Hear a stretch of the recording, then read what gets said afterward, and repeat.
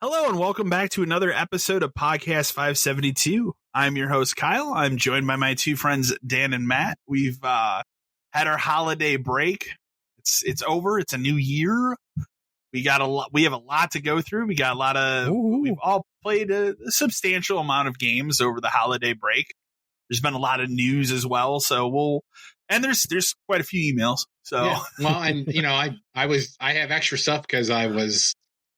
You were gone, yeah. Sicker than I've been in a long time. The last time we recorded, yeah, it was a last minute. Yeah, that was a last minute game time decision. But so I'll go ahead and kick it off. I finally played through it in its entirety, Crisis Core. So I wanted to get that done. And when I say the story, I didn't do all the missions. There's a lot. Yeah, that's an investment of time. That's like VR missions from Metal Gear Solid is what that is. And like they're cool. And I think I did up to 35% of them. 40 somewhere around there. There's a lot of them that you kind of have to do. But the game is not hard at all. No, if you're just playing through the story, it's pretty straightforward. But that's where you get like all the like extra good stuff is like playing through all those missions, but it can be a lot. Gotcha. I think, as I told you, for like such a pivotal character that Zach is, his voice acting in that game is not good. It's very bad. It's very bad until the end. All of a sudden, he has kind of like a serious tone at the end, but like there are parts of that game early on that are serious, where like everybody's taking it very serious, and then his voice is just like all over the place. He sticks out like radically from everyone else. Like it is. It clearly, like, it almost sounds like he recorded someplace else or something, in like in a tiny booth or something. And I can't remember if the original game had voice acting or not because it's been 15 years. And I played it was on PSP. I want to say it did. Okay. I want to say it did, but I also don't know. Did they re-record any voice work for this remaster? I do think they did re-record because I think the point of it was they used the people from 7 remake. Okay, that makes sense. Because we've talked about this in the past a little bit, but we can get into it now. Like, you played this because Rebirth is coming out, and you kind of. I played it because Rebirth's coming out. Now I'm going to do the Yuffie DLC and I'm getting ready for Rebirth. And clearly, like, 7 remake, like Zack is alive. Like at the end, they don't show it. Like they don't like explicitly very show heavily. It. It's heavily implied that things have changed. Zack is alive, which I think is great, and I'm very interested in because. We've talked about this too, but like I don't want Rebirth to just keep telling the same old Final Fantasy VII story from the original game 5 years ago. Yeah, I don't want that. I want the new version of what we're getting, which I think exactly. So it's cool that like they did re-release Crisis Core to give people more of a lot of people his probably backstory. Didn't play it. Yeah, because it was a PSP game. And, I mean, we don't know because Rebirth's not out yet, but I mean, there's always a possibility they'd use some sort of flashback thing where you play as him in that game. I would almost guarantee it. It seems like that's the case. It seems like that would be a thing. But to give out like more of his backstory, and it also like very importantly fills in a lot of like Cloud's backstory too, because he is actually like an important part of that game. It fills like Sephiroth's backstory, like it's actually a very important piece of the lore. It is for sure. Yeah. It's a great game. That Dirge Cerberus. Now we just need Dirge Cerberus to complete the circle. So did that and got that. That honestly, it was very short, like 20, 25 hours. But again, I didn't do everything. I could have easily probably doubled that time by doing everything. And remember, even though it's remade for like current systems, It's still very much a PSP game. It is very much. You can tell, and I kind of appreciated that design because it's designed for short bursts. It's not designed for a long 40-hour RPG would be. It's designed for a game on the go. But I enjoyed that aspect of it. Get in and play a chapter or just do some missions or something like that. It's very easy to get in and out, and it's a very well done like remaster of that game. Like it looks great.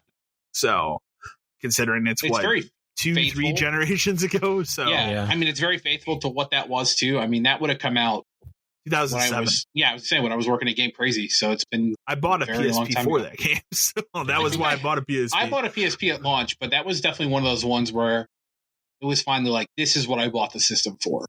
Yeah, for sure. Because launch, it was like Baseball and Untold Legends were like the only two games I liked. I remember Untold Legends. Untold Legends was like a reason to buy that system. Yeah, but then.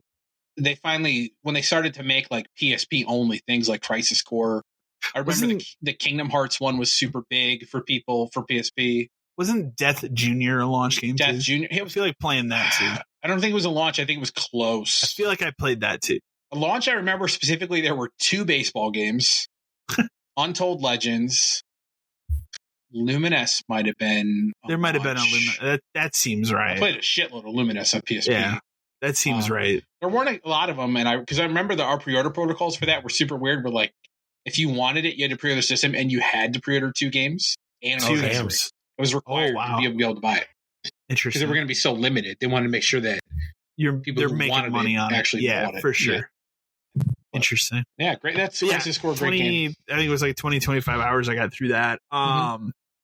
Matt found a great deal down by him for AEW Fight Forever. So yeah, buddy, we got copies of that for $15. That game is about a $15 value in my opinion. So it's not, I don't think it's terrible, but I'm also to the point where I feel like I'm done with it. And that's after playing maybe 3-4 hours of the story mode. Because my biggest issue with the game is it's just the same thing over and over again for the story mode, where it's like you go, you have a match, you win or lose, whatever, and then you do the same. You have the same like 3 arbitrary things you can do. You can either go work out at the gym, you can go eat. I do appreciate the eating part because it almost is like Yakuza. It's kind of funny. That had to have been like a Kenny Omega influence of like we can make this like Yakuza. That part's cool, and then they have like you can go either do like an interview or a meet and greet or stuff like that. But like you basically will do one of those, or you'll do all 3 of those things to like build your character back up. If they've been injured, you pay a little money to like get them uninjured. Yeah, okay. And then you just do the next match, and then you just rinse and repeat. So like, it's not really a great story mode, in my opinion. Like in what I was playing, I played as John Moxley, and he had a thing where it was like, and I'm sure it's different. I'm sure it's the same storyline. They just cycle different characters out depending on who you choose to play in the story. But in mine, it was Sting, like, comes out, hey, I'm your buddy. And then, oh, no, all of a sudden he comes out and he pushes you down and hits you with the chair. Now you have a big match against him. The one thing I will say is cool, though, is this game, I have not played 2K23 yet. I do have it, but I don't remember this being a thing in 2K22. But this game does have, like, inter matches between men and women. Yeah. Like, totally straight up. That's a big part of the AEW. And that's pretty cool. Yeah. So... Because it's really just like pick who you want to be and play a wrestling game kind of a thing. Yeah, exactly. I mean, the rest of it is just exhibition matches and stuff. The way it controls, it's more arcadey, but it's boring. I don't like it. It's really like I do the same 3 things and like, oh, it's over. Yeah, won the match. Like, did you play that Stampede match? No, I haven't. I didn't try that. Like, that's like the battle royale thing, right? Yeah, I've seen that played. I haven't tried it yet in the game, but like. I don't know. The game it's very okay, I guess. Like for a first effort, it's fine. Yeah. It's acceptable. I will say that a lot of stuff that needs to be like tweaked, fixed, and added if they're gonna make a second. The story mode does start you in the what is their version? It's not Battle Royale, but they do the thing with the cards that they do. Yeah, I forget now. I forget what the name of that is, but they do that. So that's a different kind of match, and you have to survive the entire thing. And that was kind of fun. So like that got me in. But then after that, I literally played like 4 hours, and it was just the same thing over and over again. Do a one-on-one match. Okay, now go do these 3 things. Another one-on-one match, so on. And like that's that's boring to me. Yeah. They don't mix it up a lot in that story mode. Yeah, it's the also thing is that game is going to be they're like keeping support for a while. Like they're not going to make a new one for a couple of years, I don't think. No, and the other thing is, so Cody's in the game. Well, there's but a lot you of cannot people play in as this game that shouldn't be in the game. Cody's in the game, but you cannot play as him. But then, like, all of a sudden, I was playing a match, and he just comes out with his brother, and he's there. Like, and I was like, oh, they'll make him like an NPC character you can't fight, but he's on the sideline. No, he just gets in the ring and starts fighting me. Yeah, like he was ready to go. I mean, clearly he was ready to go, and then you can play as him in like exhibition and stuff. Oh, we're not in the story. Okay, you probably have to unlock them. Yeah, that's my guess. Well, there's that's a huge part of this too, is like owning money to unlock people and all that kind of stuff. Like, okay, and like moves and gear and all that crap. Like, it's perfectly fine. It's as someone who, I played WWE 2K15. I thought that was good, and then they were bad for a while. Yeah, and then I played a lot of 22, which I actually thought was pretty good. 22 is really good. Yeah, so. I don't think this is enough to take me away from playing like the actual WWE game. No, which is a problem for them. But because it tried to go for like an arcadey style, and I feel like it just missed it. Like it misses it. Yeah, it just the combat doesn't feel good. Like the way you do specials and supers isn't good. No, everybody kind of feels the same. Yeah, I was like the little bit I played Exhibition before. I was just like, all right, I'll run through this with John Moxley. But the couple characters that I tried, they all felt the same to me. So it feels like I see what you're saying. Okay, yeah. Okay. It's you're just picking who you like and then fighting other people and doing the same things to win every match all the time. It is fun when you go through the story mode. They do like the history of AEW, and like you could tell they really had to cut around references to Cody Rhodes. It's like he built this company, man. Yeah, they're just like, in 2018 they had this event in Chicago called All. It's Remember just like when he was specifically dared to start to this company? fill an arena of 10,000 people, and he did it. And I was there. Yeah, I was You were there. Yeah. We went to it. It's bananas that they had to cut him out that deep because, I mean, anybody who knows about the storyline of AEW knows that Cody Rhodes was like the essential part of AEW. Which is still why it boggles my mind that he left. They show him standing there with the Bucks, but they pretty much kind of just lean on them instead. They lean on them and Kenny Omega. Yeah, and Kenny Omega, which is fine. But yeah, it is a weird thing, especially because I buy the baseball game every year, and obviously teams and people change constantly all the time. But that's kind of like an accepted nature of that. It's a little bit different here when this is the like, first game of this new wrestling company. Leaving this company to go to the rival company. Yeah, and now Cody's going to be in both games, which are both being actively supported at the same time. Weird. Weird. So. Strange. Yeah, I'd say it's. Well, I think it's same worth can $15. Actually, probably be said for Jade Cargill too, because she's going to be. I'm pretty sure she's going to be in the new game, and I'm pretty sure she's. Oh in yeah, this she'd one, have to be. Yeah, I mean, there's got to be. There's other people too. I forget. Yeah. I'd have there's to at least like one or two other people who it's like, okay, but yeah, it's interesting. It's fine. $15 is the correct price. I don't know how much more I'll play it. It's still much more than $15 around here. I'll say that. Oh yeah. So, but yeah, I think $15 is the accurate price. I already deleted it. I was like, I'm good. I got 4 hours. Like, this go on the shelf. This is a good piece of wrestling game history there here. You go. So, let's see. I have played both. Well, obviously I've played House Flipper 1 a lot, but I have played House Flipper 2. And I went back to House Flipper 1 to get this other DLC done because I'd rather get all that done before I really dive into House Flipper 2. House Flipper 2 is really good. I've went through all the kind of tutorial missions of it before. I was like, I need to go finish House Flipper 1's DLC. I do like they've done a lot of things to improve it, but it's not like it's like baby step improvements. It's not like really dramatically overhauled.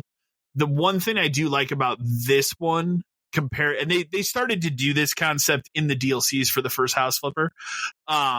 It's not like the original game for House Flipper. You're kind of just doing missions at random houses for random people. But then they started to kind of build like a little bit of a storyline with the DLCs. This new House Flipper 2, it's all one like little town, like a beach town. Oh, and so you go and help different various people in this town. Like this lady, one of the missions is like this lady's moving her coffee house, and you go and that's interesting. You kind of take down one of the houses, all the stuff, and then a moving truck comes and moves it to the new place, and you have to fix up that place and put the stuff back out. Okay. They fixed, I think for the better, they fixed like how you paint walls and stuff, which is nice because that was kind of a little cumbersome in the first game. It's a little bit better here. But and it's important to know House Flipper 2 is only out on PC right now. It's out, I believe, in towards the end of March for the consoles. So that's faster than I would expect it. It took the first one a lot longer than that. It took a while longer. I feel like there'll be a DLC or something before, because there is a lot more DLC for House Flipper on PC than there is the console. Oh, for sure. So they have all that HGTV stuff that never even made it to the console. So the farm DLC on console is super broken. So I'm playing that on PC because that game is shockingly a play anywhere game on Xbox. Oh. So I was just like, I'll play it here. And like, even on PC, it has this like hitching problem. Where on the Xbox, it'll just freeze the system. But on the PC, it takes a second sometimes. And it's only the farm DLC because there's a lot of Xbox store reviews from people complaining about it. So I kind of knew going in, but it's been fine on PC. So I will I guess we can get into it. I have tried Baldur's Gate 3 and I've decided right now Baldur's Gate 3 is not a game for me. I have not really played much D&D, so I'm not familiar with the ins and outs and the rules of D&D. So that might be part of my not good experience. That's a huge part of it. But okay, fine. But specifically, the things you were like complaining to me about, I'm like, the saving throw. These are core mechanics of what this game is. So insane, and the game is based on R. Like that's just normal. Let me run down my experience of what really broke the game for me. So the first night, I've sat on for a month because of the save issue that's going around on the Xbox. And then I finally decided after I finished Crisis Core, I'm like, we got a couple weeks until Infinite Wealth. So I'm going to try it now. It's been installed for over a month. I might as well. The game's fucking 140 gigs on console. So you be prepared for that. So I loaded it up. I created my character. But I fucked up creating my character because I didn't realize like how in depth the character creator was. Mm-hmm. So, and I'd made like a cleric, not a character type I would ever play as. And I didn't realize that. And I played through like the tutorial part where you're on this like ship or whatever, and then that thing crashes. And then I realized after, I'm like, but I don't really like this character I'm playing as. This is fucking insane. And so I went and I saved the game, whatever. And I was like, well, I'll create a new character the next day or whatever. And then I went to go load that character the next day, and the save was gone. So I got hit with that. So that was the first thing where I'm like, all right, I'm kind of pissed, but whatever. I'm willing to try another character. So I sat down. I spent like probably an hour alone just creating a wizard character. And I went through, did the tutorial again. And then I got to the first, and this is another thing about the game I think is kind of dumb, but like after the tutorial section, the very first enemy type you fight is a enemy type that can one shot kill you because of the way the dice rolls. It's the little brain thing that walks on. It's like I forget what it's called, like something devourer. Yeah, I've watched like the first like couple hours of the game. They're trash. And I made it through that battle, but like that was where I first learned of the saving throw thing. Where I'm like, what the fuck is this garbage? Like I'm moving my character, and it's like, nope, you did. Like anyway, those are called opportunity attacks. Yeah, it's stupid. But anyways, I did it. I got through it. Whatever.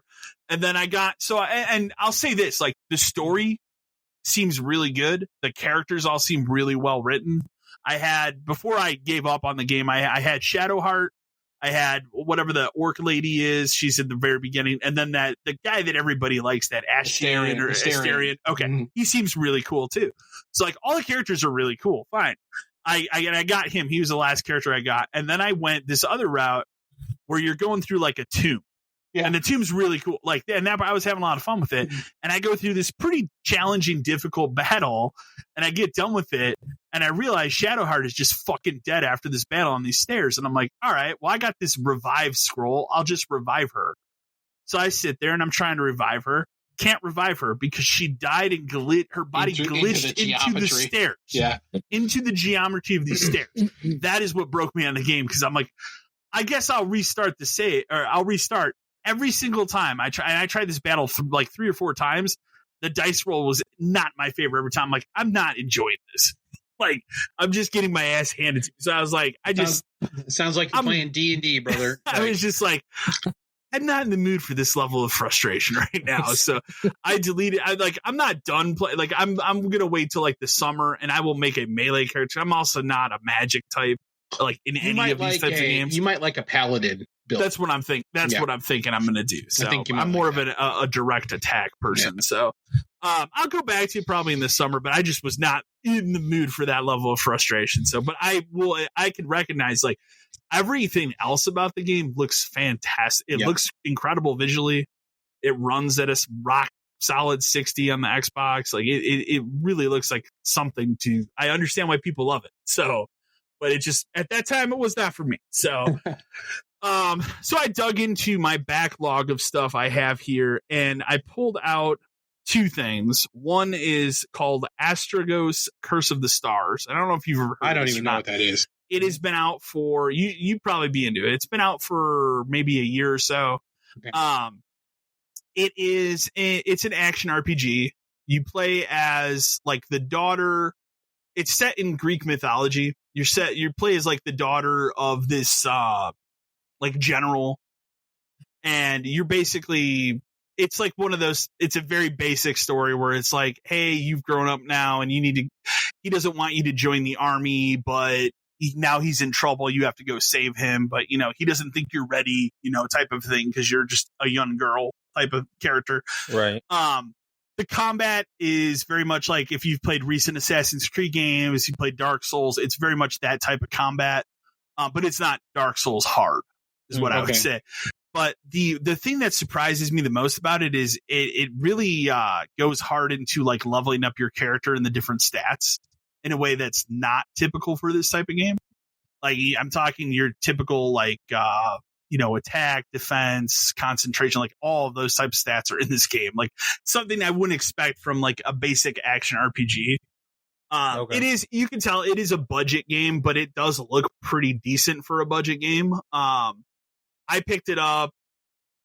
I waited. I wanted a physical copy of it, so I picked it up for like $20 on Amazon. Oh, okay. But it is on PlayStation. It's on everything. It's on PS4, PS5, Xbox. It's really good what I've played of it so far. But that got me in the mood, and I started thinking, and I was like, I was like, I kind of really in the mood for an Assassin's Creed. I've done Odyssey, 150 hours. I don't need to go back to Odyssey. That's a great game. It's not one I need to play again. But I've never finished Origins, and I played very little of Valhalla. But the problem with Valhalla was I played it so close after playing Odyssey that I was like, I'm not in the mood for Assassin's Creed. Too much. Now I'm in the mood for it. So I decided to load up Origins because it is on Game Pass, even though I have it. And the DLC was on sale that I don't have. So I bought the DLC for like $10, like all the DLC that came out for it. I had forgotten that guy, he was at the Game Awards that has that Ubisoft game coming out. He was the voice of Bayek. I didn't realize that. Oh, yeah, he was on Raised by Wolves. Yeah.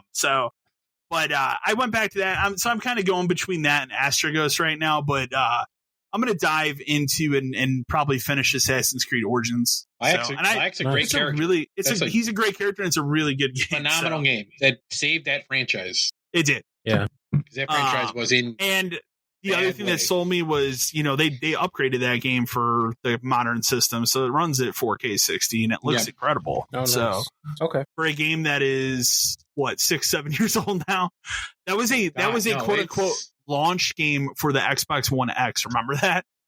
Remember that Origins? Was one of the games. It's not Origins. Older than that? I thought it was older than that. No, it's 2017. Really? Mm-hmm. Man, and then Odyssey really came out.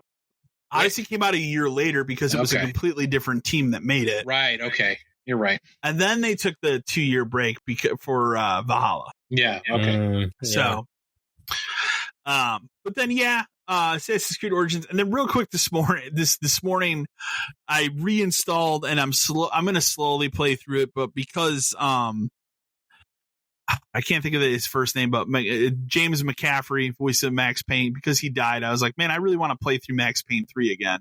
So I reinstalled that. That's a good game too. Yeah, I love Max Payne 3. It's a very great game. So I reinstalled that on PC, and I played through like the first hour of it. So I have not replayed that game in probably 5-6 years. I think I played it when it came out, and that was pretty much it. I played it when it came out, through 3 or 4 times. Eric, he's the only person I know that like did all those achievements, like the hardcore mode and that New York Minute mode. Stuff? He did that. That stuff was awful. That's like the most hardcore thing. Yeah. So that's crazy. That game, even though I bitched about it at the time it came out, like that game had an interesting multiplayer component. But that was very much in that era of like everything has to have multiplayer, Yeah, literally every game had to have a multiplayer component. Yeah, but it wasn't terrible. So no, it wasn't bad. I mean, you could say that about a lot of those multiplayer modes. So like Tomb Raider forced a multiplayer mode. Wasn't terrible.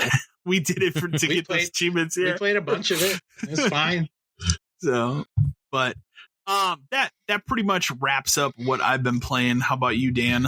All right. Well, do you want me to do the hot take first, or should I do the other stuff first? If I know what the hot take is, so why don't you go ahead with the hot take? Okay. I have my hot take. So yeah. So I finally, we were off for a while, and we're in the middle while I'm waiting for like Tekken and Rebirth and stuff. So I was like, you know what? I think I'm finally going to do it because I've never played it. I'm going to play God of War 2018. Oh. Finally. Boy, like that game. I have played. It's hard to explain like where I am because I haven't played it in like a week or two, but maybe 10 to 12 hours in, I've gone and done like what's the last thing I did? I talked to the tree dude. Okay. The guy in the tree, right? You have to cut his head off, take it with you. The last He's with you now, right? Yeah. I have him in a bed. I know who you mean. Okay. So that's a pretty decent way into the game. I've done a decent amount of stuff, faced a lot of like the enemy types. That guy adds a fun element to that game. And I've like, gone into the portals and gone to these other worlds, and I've got the bow and the upgrades for the bow and all that kind of shit. I don't like this game. I don't. So you text me like, I don't think I like it. I don't think I like it. Like I will say that at the point I am now versus like the first couple hours of that game, I enjoy it more now. Okay. Part of the reason that I do not like this game is I don't think the combat is good. You think it was better in the old ones? Yes. I think this one is too much, and it's trying to be too much, and then the button mapping is like the default button mapping is wrong. It's just wrong. Did you change it? No, I learned to live with it and just get used to it because I tend to not like changing button configurations for games. Sure. Other than the fact that I'm a superior being and I play inverted. Yeah, we know that. Unlike everyone else, apparently. But it's I did not think the combat was any good. Like it was frustrating. Like the first fight you have against that invincible guy, like outside your house, that's a bullshit fight. Like the game doesn't give you time. It's just like, hey, check this out. You got to fight this guy for like 20 minutes because you don't know. You don't know exactly what you're. I know. I already know, but like you don't quite know what you're doing, and the game's throwing a lot at you, and you're quote unquote weak at this point. So it's really just a matter of like stamina and teaching you blocking and stuff. But that part just drags. Like the game drags so much, and like the conversations they have, especially in the beginning while they're walking, are terrible. Like I get that Kratos is like not ready. A murderer and a dick, but like it's too much. Like I don't need to be reminded of how much he hates his fucking son every 15 seconds. Yeah, like you are not ready. Dad, boy. Check it out! I killed this thing. Fuck you, you idiot! Like that's basically what he's saying to this kid constantly. And it's like, sorry, dude, the kid's my mom just died. Like, I get it, but it hammers it home, and I feel like that's a lot of like quote unquote Sony storytelling with like Uncharted and Last of Us and all this stuff. Like they really feel like they have to drill their message into you nonstop over and over and over again through tiny little pieces of dialogue. Like the game, like it's fairly linear and like you're free to explore here and there, but it really doesn't even seem like it likes it likes it for you to explore because it's constantly being like, hey, come back over here. Second game is a little more open than this hey, come one. back over here. I know you're looking over there, but come back over here. Yeah. And it's like constantly pulling you the way it wants you to go. It's a little more guided. The puzzles and stuff, I guess they're okay, but it's the same shit over generic. and over and over again. Gee, I wonder where I have to throw my axe this time. That's what every puzzle in that game is. So I mean, they love that axe shit in that game. They fucking they love the axe. And then, like, the throwing the stuff in combat, it's fine, but like, have you gotten his chains back yet? No, that's got to be soon though. Okay. He does get the chains. Yeah, which I think I'll probably have more fun with those. But Blades of Chaos. I don't like. Yeah, there's just something about the game that like. Well, let me tell you, if you don't like that fight at the beginning, there's a lot of that in the second game. I know. Holy shit! But I'm gonna get through it just because like I do like. It's hard to explain. Like, I guess maybe I kind of do like the structure. I just don't like the way it's executed. It has it definitely has the Arkham Asylum structure. It does. It's fun that there are like puzzles and like optional puzzles and stuff. So like I can explore. I just wish the game made me feel like I'm meant to explore. Yeah, but it really doesn't. It's really like puts you on a path where it's like, go here. Oh, you don't even think about going there because you don't have anything you need to go that way. Like, the second game, like I said last year when I played through when it came out, is like the second game has a major dragging point that I struggled to get through it, and that all has to do with there's a part of that game where you play it. You don't play as his son in the first game, from what I remember. I don't think you do. I haven't. The second game. In the second game, you do, and that is the dragging part of that game because it is way too long. And he's not fun to play. But remember that goes back to Sony's storytelling because Last of Us 1 did that to you too. Where you're playing through that game and all of a sudden it's like, hey, you want to play for Ellie for a couple hours? Because you're gonna get used to it. And you're like, okay, and that part ends up being fine, but it does feel like it's too long. Yeah. It's just, I'll say, the other thing I'll say about God of War, like, it looks incredible. I'm not saying, like, you can't deny that. You cannot deny that this game looks phenomenal. Oh, it does. Like in every aspect. The second of one it. Even better. When you get out to that lake and like it's like you can rotate, you're looking around, you're like, Jesus Christ! Like that's another one of those PS4 games they updated to run at 60, right? Heavily up. Yeah, I mean you can tell. It just looks amazing. And I think that's part of why I'm sticking with it is because like I know that this is a good game. It's just it was hyped so hard that there's it's hard to like the second game was such a struggle for me to get through. So it's just one of those things where like it was hyped so hard and everybody 10 out of 10, 9.5, 10 out of 10. It was my game of the year that year it came out, but it's an 8 right now at best, and it's gonna have to earn that for me. But this just goes to show me like, Last of Us 2, 10 out of 10. I bet you it's not. I bet you it's 7. I almost want you to play The Last of Us Part 2 so you can understand.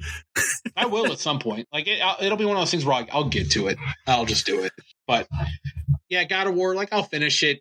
It's good. It's not the end all be all game that changed gaming. It's fine. Fix the controls.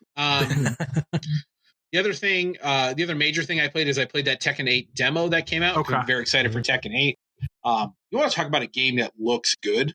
Tekken 8. Holy shit. Like the menu of that game looks good. The thing about that's cool. Like that's weird.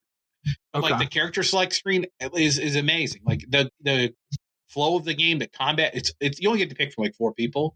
That's all you need for a fighting game demo. Yeah. It's unbelievably good. And I love Tekken games. And that's not the same day as Infinite Wealth, isn't it? Yeah. Okay. Yeah. So end of this month. Infinite Wealth, I'll wait because you just did the other one. I just did the other one. I'm burnt. And it was right after I finished Lost Judgment, so I'm super burnt. But Tekken 8 demo, very, very good. Excited. That's like 2 weeks away. I'll be playing a ton of that. And then since the last time that I've recorded, I have beaten Final Fantasy 4 and Final Fantasy 5. So you just have the 6 remaster left. collection. I just have 6 left, which obviously I'm putting them in order. That's the longest one, but like, I mean, they're they are what they are. I love 4. It was fun to play through 4 again. I'd never finished 5 before, even though I've played a lot of it on like the Game Boy Advance because I bought all those remasters too. Yeah. 5 is really good. Like, it's actually weird. Like, it's a lot more involved because it has like a dedicated job system where like you can change the jobs, kind of like 3 did, but there's more to play around with it. And then by the end of it, you know, if you've leveled up enough stuff, you can just destroy anything you come across, except for like 2 of the final super bosses, which are so hard that they're not meant to be beaten in any logistical way. It's just a cheat. Like that's the only way to beat the one. It's just cheat. Yeah. But those are both fun to play through. They're good. They take a long time, especially if you want to get everything.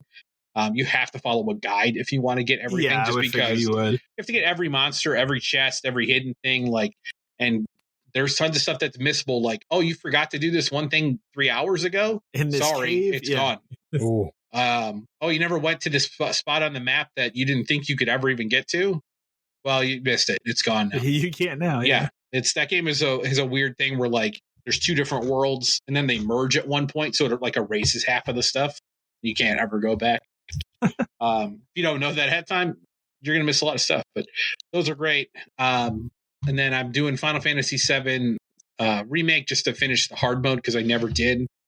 Have you played the Yuffie DLC or not? No, because I've been playing through it on PS4, and then they put out the PS5, which is you have to play PS5 to play the DLC. I was gonna say, yeah, that's only on PS5. Yeah, so but I didn't want to do the PS5 one until I finished PS4 because why play it twice? Because you can just move your save. Yeah. And then I was doing the hard mode run through, and I got to the Hell House fight on hard, which is stupid. Yeah, that's a rough fight. I stopped at the time and just never went back. So here I am, almost 2 years later. And then like I just did other stuff to get stronger to do that, and then a lot of this game, especially on hard or like the battle simulator stuff towards the end, is materia management. That's what the game comes down to. It's like you have to have these specific ones to even have a chance, and then you have to do it correctly. That being said, like I did the you can do the super boss before you finish the game. Actually easier than some of the other stuff I fought because it has a cone attack where you just stand behind it and just keep going and you're fine. There you go. Which you do that, you get the best accessory and do that. So I'm playing through that game again. It's great. Like that game is 4 years old. Yeah. You realize that? That's weird, right? It's 4 years old this March. It's 4 years old in March. And like, right when the new one, when Rebirth comes out. I like that game because I'm having to replay a lot of story. Like I like this game so much. It's really good. It's so good. And I guess I kind of get why people are upset with it. It's so good. And just like, it's its own game. Like which is fine. But that's how you have to think about it. It is its own game. Yes, you can like the old one. It's a retelling. They didn't take the old one away from you. Yeah. You can go play that one again if you want to. If you don't like this new one, people act like they murdered it and killed it. No, it still exists. It's still there. Yeah. Didn't replace it. No, I just played that one last year. So yeah, it's fine. I just really like this. I'm again playing through this now and like going to do the Yuffie stuff. I'm so excited for the next one. It's crazy. I'm amped for that's my most anticipated game right now. Every article you read about that is just like, it's crazy how much shit we put in this game. And we just keep adding more stuff. And it should, like, I hate when articles are like, oh, it'll take $100 because that's never correct. Like, we just know that's not. Might be correct for this game. But it's probably more like 80, to be fair. But they always overshoot it. Yeah. But Tekken and that are like, I'm amped for it. And then just another couple quick hits just because it has been so long. They gave that Lego 2K Drive game away for free. Yeah. That was the one that came out last like May. Yeah. It's it's a game. Okay. Like I was talking about it with a friend of mine. There's nothing ostensibly wrong with it. It's just not like fun. Okay. Like there's nothing that makes you want to keep playing it. Okay. It's so spread out. Like I feel like it would have been better suited as just like a racing game as opposed to bland, empty, open things you can kind of drift around. Like it's kind of dumb. And then some friends and I have been playing Dead Island Remastered for PS4. We do this just because we like to play through these awful co-op games and get all the achievements. Yeah. It's like we did Wonderlands. We did the other Tiny Tina thing. We've done some other stuff in the past. Yeah, that's probably a better game than Dead Island. Those are markedly better games than Dead Island. Yeah, on PS4, like the remastered version, it's rough as hell. It's 30 frames. It looks 30 frames. It just looks blurry too. Like it's strange. You remember how big of a deal that it was unbelievable when it came out? It was unbelievable. 2011 sold out. Was sold out like that first month. If you hadn't pre-ordered remember, because it was because that trailer. The trailer has nothing to do with what the game actually became. Zero. It was like an incredibly marketed trailer that just the game. And we've always agreed on the same thing. Like the game is fine until you go inside the island. Well, and then and it just the thing gets too is worse. like, so now that I've played it again until that point, like I would argue it's not even that good because like it's very generic. Like they are constantly throwing quests at you. Like it's weird how many quests there are. Like 30 quests to do in like that first little area alone. It's so weird, like how much like shit they want you to run around and do. And like the combat's fine, the leveling up is fine. Everything about that game is just fine. It screams 2011. It screams like early 360 game or like mid level 360 game. Okay. No, it wasn't 2011. It must have been 2000. It was 2011. Oh, it was 11. You're right. I know it was 2011. Yeah. But like, I just remember trying to tell people like, if you don't pre-order this game, we are not going to have. Oh, I remember that. So, that was a midnight that was actually busy. That's a GameStop problem that exists today that existed 12 years ago. Yeah. Pre-order the game and you will not get it. Sorry. And that people were fighting over it. Like, it was nuts. We get people calling us all day. You guys have any copies of it? No. Like, we're not going to have copies for weeks. Sorry. Because that and Borderlands were like the two games where we told Borderlands, people, I remember. Reserve it or you won't I did get not reserve Borderlands because I was like, I don't think it's going to be that big of a game. And then I had to wait like a couple days to get a copy of that. Yeah. The only other game I remember being that bad around that time was Demon's Souls, the first one. Yeah, because nobody knew what it was. Nobody knew what it was. So I tried to tell everybody, like, trust me, you're going to want, if you even think you want it, reserve it. Because if you don't pick it up, then I can sell it to the next person. But like people were stubborn then about, I mean, it's worse now. But yeah, Dead Island, I'll finish it, I guess. And then we'll play that weird third-person cell-shaded Escape from Dead Island. I own a sealed copy of it. Very good game in comparison. Is it really? Yeah. Yeah, I own I played that on PC randomly, but that is a very good game. Maybe I'll see if that's on there and I can wishlist it for the $2 I paid for Dead Island Riptide. That was a PS3 game, I want to say. It was. It was on 360 too. But, 360. Oh yeah, I see that. Yeah. Yeah, but that's it for me. I play other little stuff here and there, but those are the heavy ones. By you, Matt. So I finished up Mario RPG. I went in. I was like trying to grind levels, and I just got tired. So I was just like, let's just finish this game out. I was on like the 5th star. And I was like, okay. I'm not far. Still a good game. I mean, I got nothing negative or like say about it. It's one of my favorite games. It's a remake of a classic game. It is. It's a remake of a classic game. I love the little things they've done to change it up as far as like the toad assist option and being able to do like the triple move. I think that's really cool. So it's nice to kind of see what you can work with and how you can do that. It was fun. I had a good time. Am I going to play it again anytime soon? Probably not, because that's what I do with games. So, but if you play the first one and you enjoyed it, you'll definitely. I have a feeling you'll definitely like this one too. For sure. I started Arcade Paradise. Oh man, it was on Game Pass. What a great game. Yeah, I just got to the point where she expanded the room. Okay. Like the first time you expanded? Yeah. Okay. So there's a lot of expansion in that game. Yeah. So I'm doing a lot of laundry and picking up trash and shit. Eventually there will no longer be laundry machines. You'll just have it all be an arcade. Yes. I can't wait till that point. So but yeah, doing the laundry is kind of addictive. Though, I like doing the laundry. Yeah, listen, I'm not against it because I do laundry a lot in real life, so it really doesn't bother me.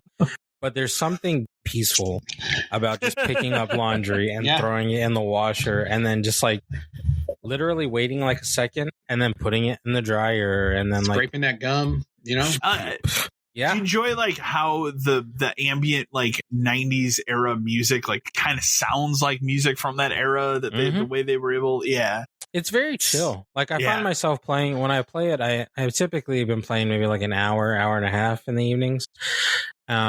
when I do play it, and it's very chill. Like it's very chill game. Some of the games kind of stress me out, like that stacker game.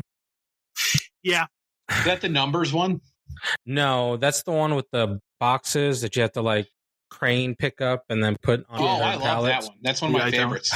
That one favorite was the log one a little bit. You're chopping the log. That's a great one too. Yeah, that's really good. I play a lot of the hockey one. There you go. Yeah, that's a good one. But yeah, all in all, I think it's a good game. I'm excited to get kind of more into it. Of course, I'm seeing how your father's kind of a dickhead. Oh, man. He sucks. He sucks. Like he sucks. I like when I did the first expansion and he was like, yeah, I've decided to agree to your expansion. And the whole time I'm like, hey, if you only knew. Yeah. You know? You get a lot of cool cabinets towards the end of that game too. Like you get like a full, essentially like Streets of Rage game. Yeah. Yeah. It's cool. Like you get a lot of really cool. There are some that are just awful. Like, but a lot of them are very good. A lot of them are very good.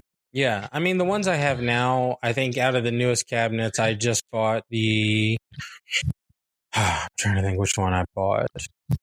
That game's randomly a play anywhere game on the Xbox as well. Oh, nice. Okay. I just learned that the other day. Well, that's good to know. I just bought the jukebox, I think, to kind of help with some music in the arcade. Well, yeah, you get money out of that too.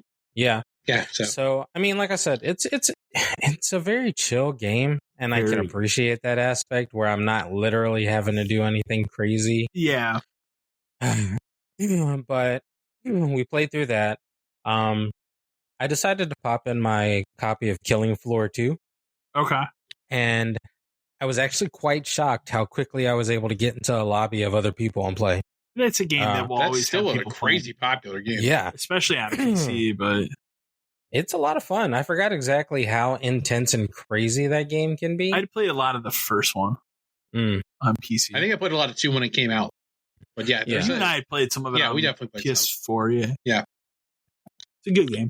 Yeah, the matches I've played, I've had a lot of fun playing, and I love the intensity of it and like how crazy it can get. It's nice because at first like what is it like? There's like 10, typically it 10 ramps rounds. up pretty fast. Yeah, it does. It gets nuts. It's interesting how you stay together as a team for like the first 5 or 6 rounds, and then by round 8, everybody is somewhere else, and like you have to like try to find each other whenever you win and stuff. So it's pretty cool. Then I decided that I'm probably going to put Apex down for a couple of seasons just to kind of like give my brain a reset. So I decided you're missing the Final up. Fantasy stuff. Well, I'm actually thinking about just jumping in to buy like some of the costumes because I think they're pretty dope. But there's no way I'm spending that amount of money on. Well, yeah, I was gonna say we'll talk about it in the news, but yeah, some of it's a little outrageous, insane. But I picked up Warzone again because I wanted to try a different, just to work on a different battle royale game. And man, that game will piss you off quick. Like I was so like in Apex you have your shield, and typically you can get hit like 3 or 4 times before you're finally like, all right, I need to back up. Like I was literally out. I just walked out the door and I got popped, and it was like one shot took out all my shields, all my armor, everything, and I was like, what the fuck happened? And then like it showed me the video, and the dude was just like on the other side of the building. But I was like, that is insane. So I mean, like I've been playing a little bit, and I think I found a friend who wants to play some of it. So I'm gonna pick up. How many Liliths have you seen? None, actually. Really? Crazily, yeah. I haven't seen any Liliths. Have you seen any of the like weird skins or anything run around? Ironically, no. I keep getting killed by like normal operator type skins. Yeah, I mean that's one of the cool things about that game. Skin is expensive, so yeah, those skins are pretty dope. But like just the norm, there's an abundance of operator skins that are just kind of cool. Yeah, so it's not like anything crazy. I mean, I haven't poured too much money into Apex either, so I don't intend to pour a lot of money into Warzone. But I wanted to try out a different battle royale, and I might load up the finals again and try to run some of that to see how that is. Okay. But Yeah, that's really all I did. My goal was at least to beat Mario RPG before we started recording again. So I did that this morning. So I was happy with myself. I was like, there you go. I did it. Surprisingly to me. But there you go. Good stuff.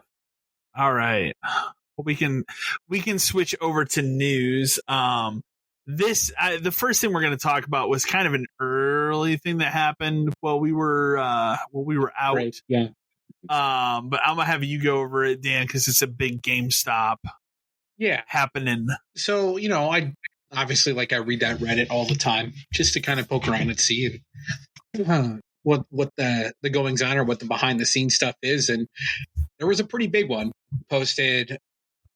Yeah, I want to say it was right after probably the last episode, right? I think is when I sent it to him. And it's a big one about someone, and how true it is, you never know, because a lot of people like to go on the internet and lie. Weird. But from someone who claims to have a lot of behind the scenes information about really higher up stuff from corporate, talking about the plan going forward.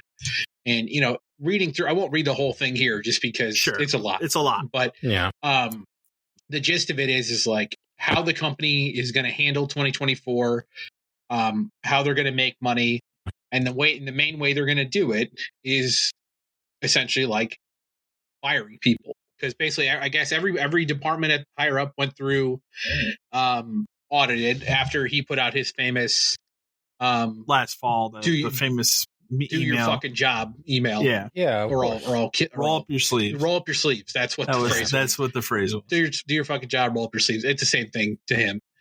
But everybody got audited, and to try to increase profits from every department.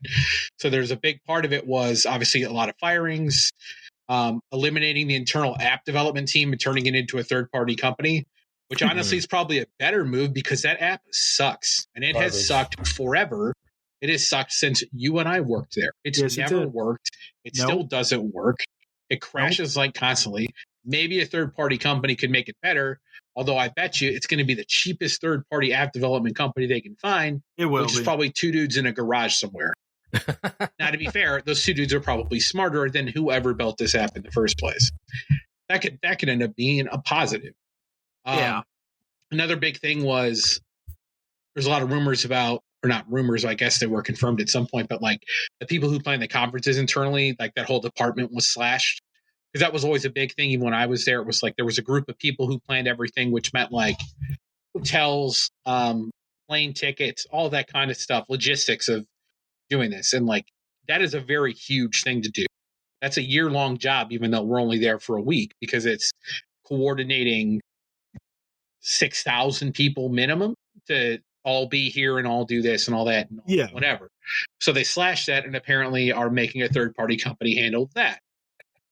That could be a plus or a minus depending on how much it costs. The big thing people have always said, and I've always thought there's some truth to it. It can't all be true. Was that Sony and Microsoft and Nintendo pay for this? Okay, maybe that was true when I was going to conferences 10 years ago, when physical media was still the only option. They're not paying for anything now, and not the minor option. Nintendo and Sony and Xbox do all of their own marketing on the internet now because they can control it. Yeah. Direct. Why do you think E3 doesn't exist anymore? Because it doesn't make sense for them financially to log all this shit out to a conference booth so somebody can play Hi-Fi Rush for 20 minutes. That's not the point anymore. Yeah. It's, Sony used to have a rep program, which I think they might be the only one left, or Nintendo still has it. But Sony cut that. Microsoft had a weird third-party people would do it, so it was always terrible because those people had no clue. Never had a rep. Yeah. Every couple years, one would show up, and they'd be like, "I'm your Microsoft rep now. Okay, I'll see you next month," and they never come back. Never see him again. They don't technically work for Microsoft, so they have no clue about what they're doing. They're just reading info sheets to you. Yeah, I get it, but I know more about it than you do. So maybe, having a third party company do this conference thing, maybe it comes back this year. Maybe it's next year. Typically by now there would already be stuff in progress of like that's getting started, or like, hey, by June you got to log in and get your tickets and all that kind of stuff. Sure. So is it still possible for this year? It is, but it's probably not in the same form.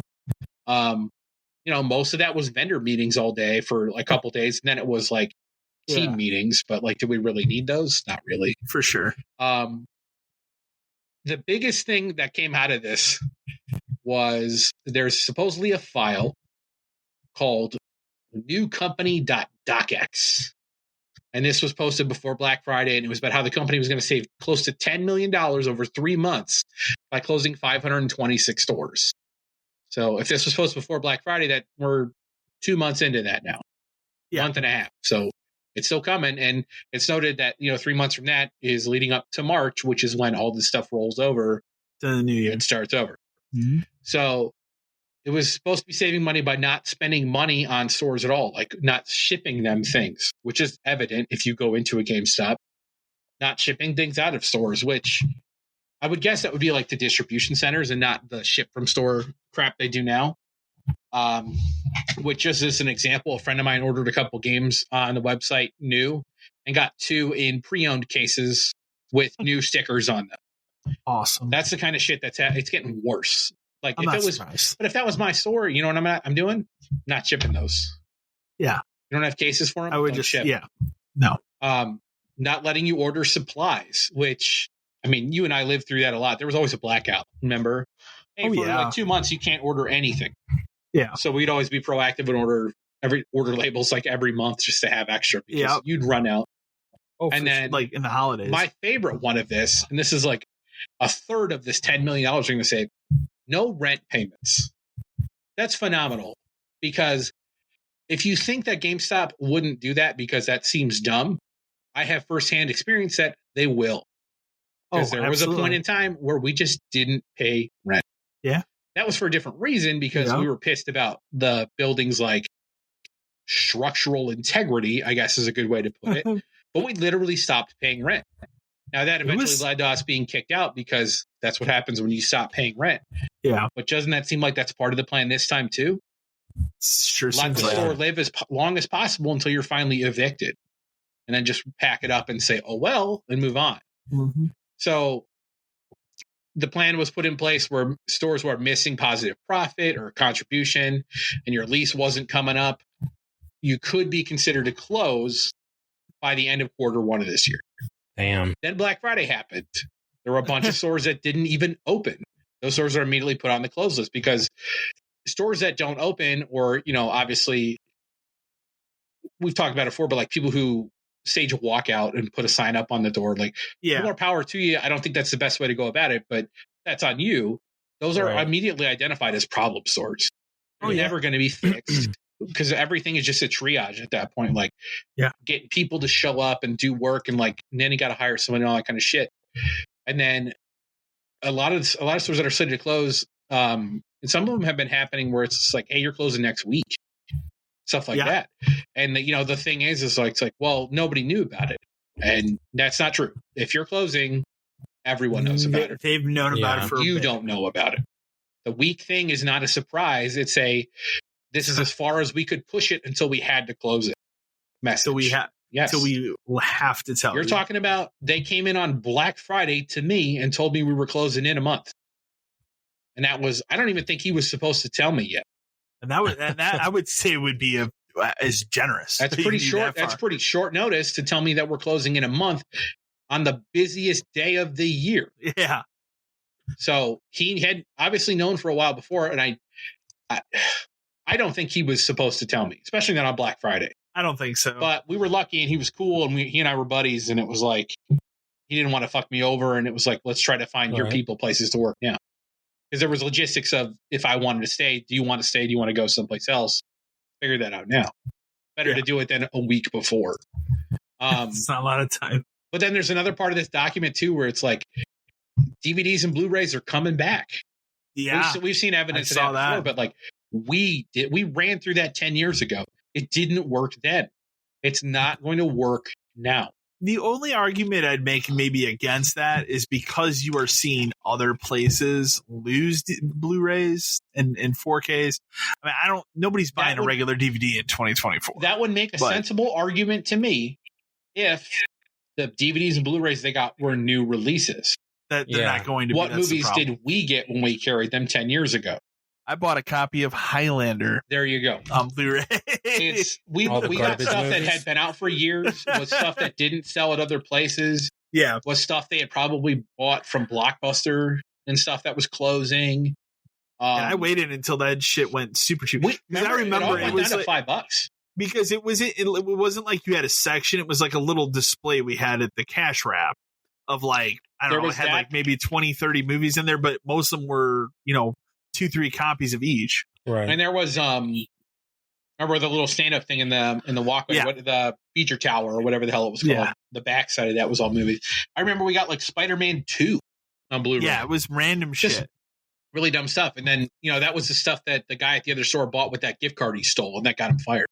But he got fired from buying fucking DVDs. Old movies. Yeah. Dumbass. But then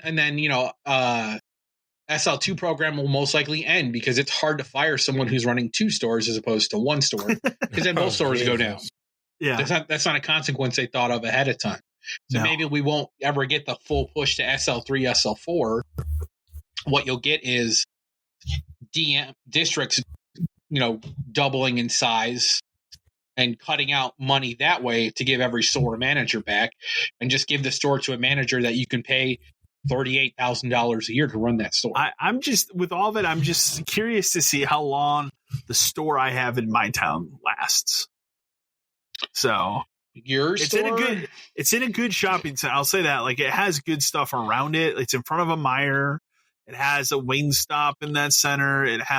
There's a Cricket store. Probably comes down to lease.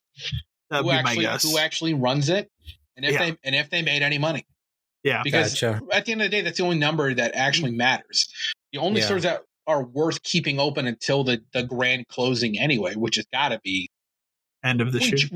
We joke that like it's this year, it won't happen. I really think it's the end of this year. It's very closer than it's ever been. It could be 2 years out.